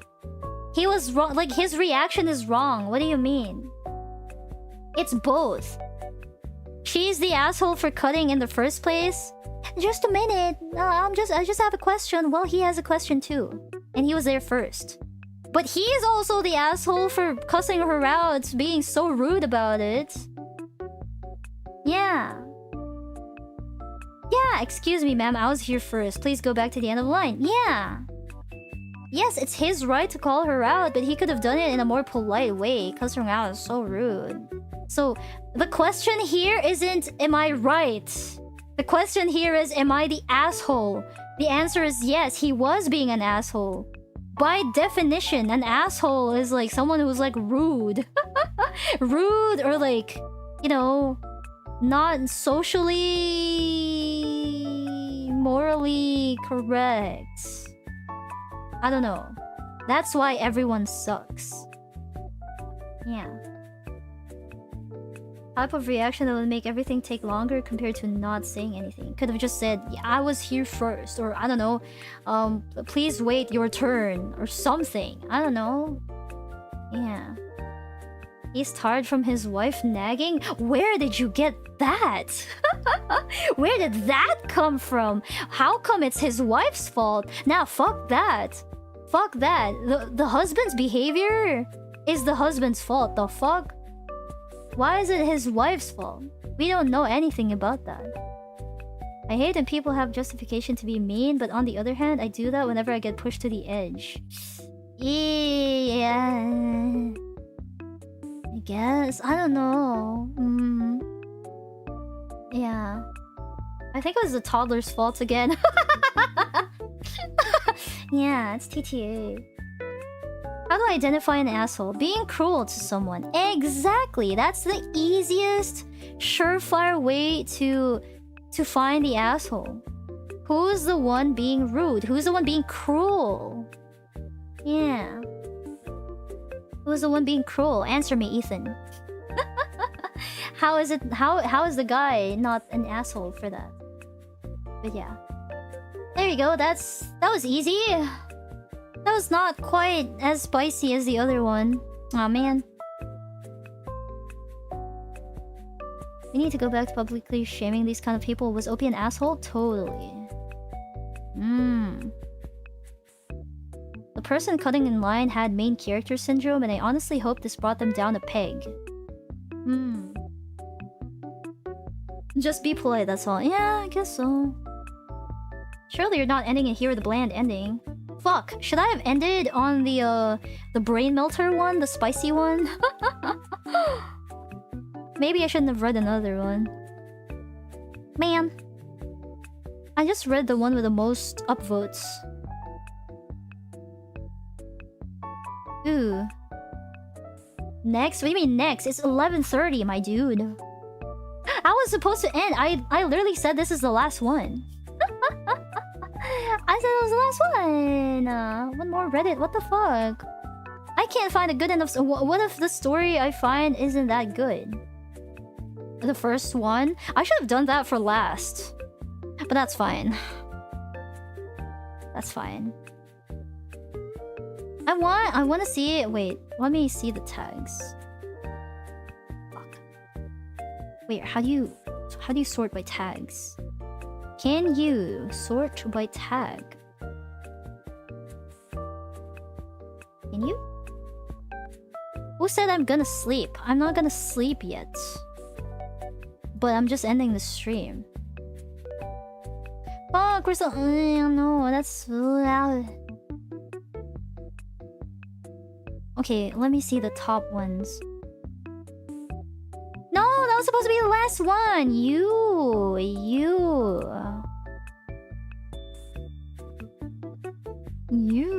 guys. Why am I still scrolling then? Okay, no. I will end there. I'm putting my foot down. That is the last one.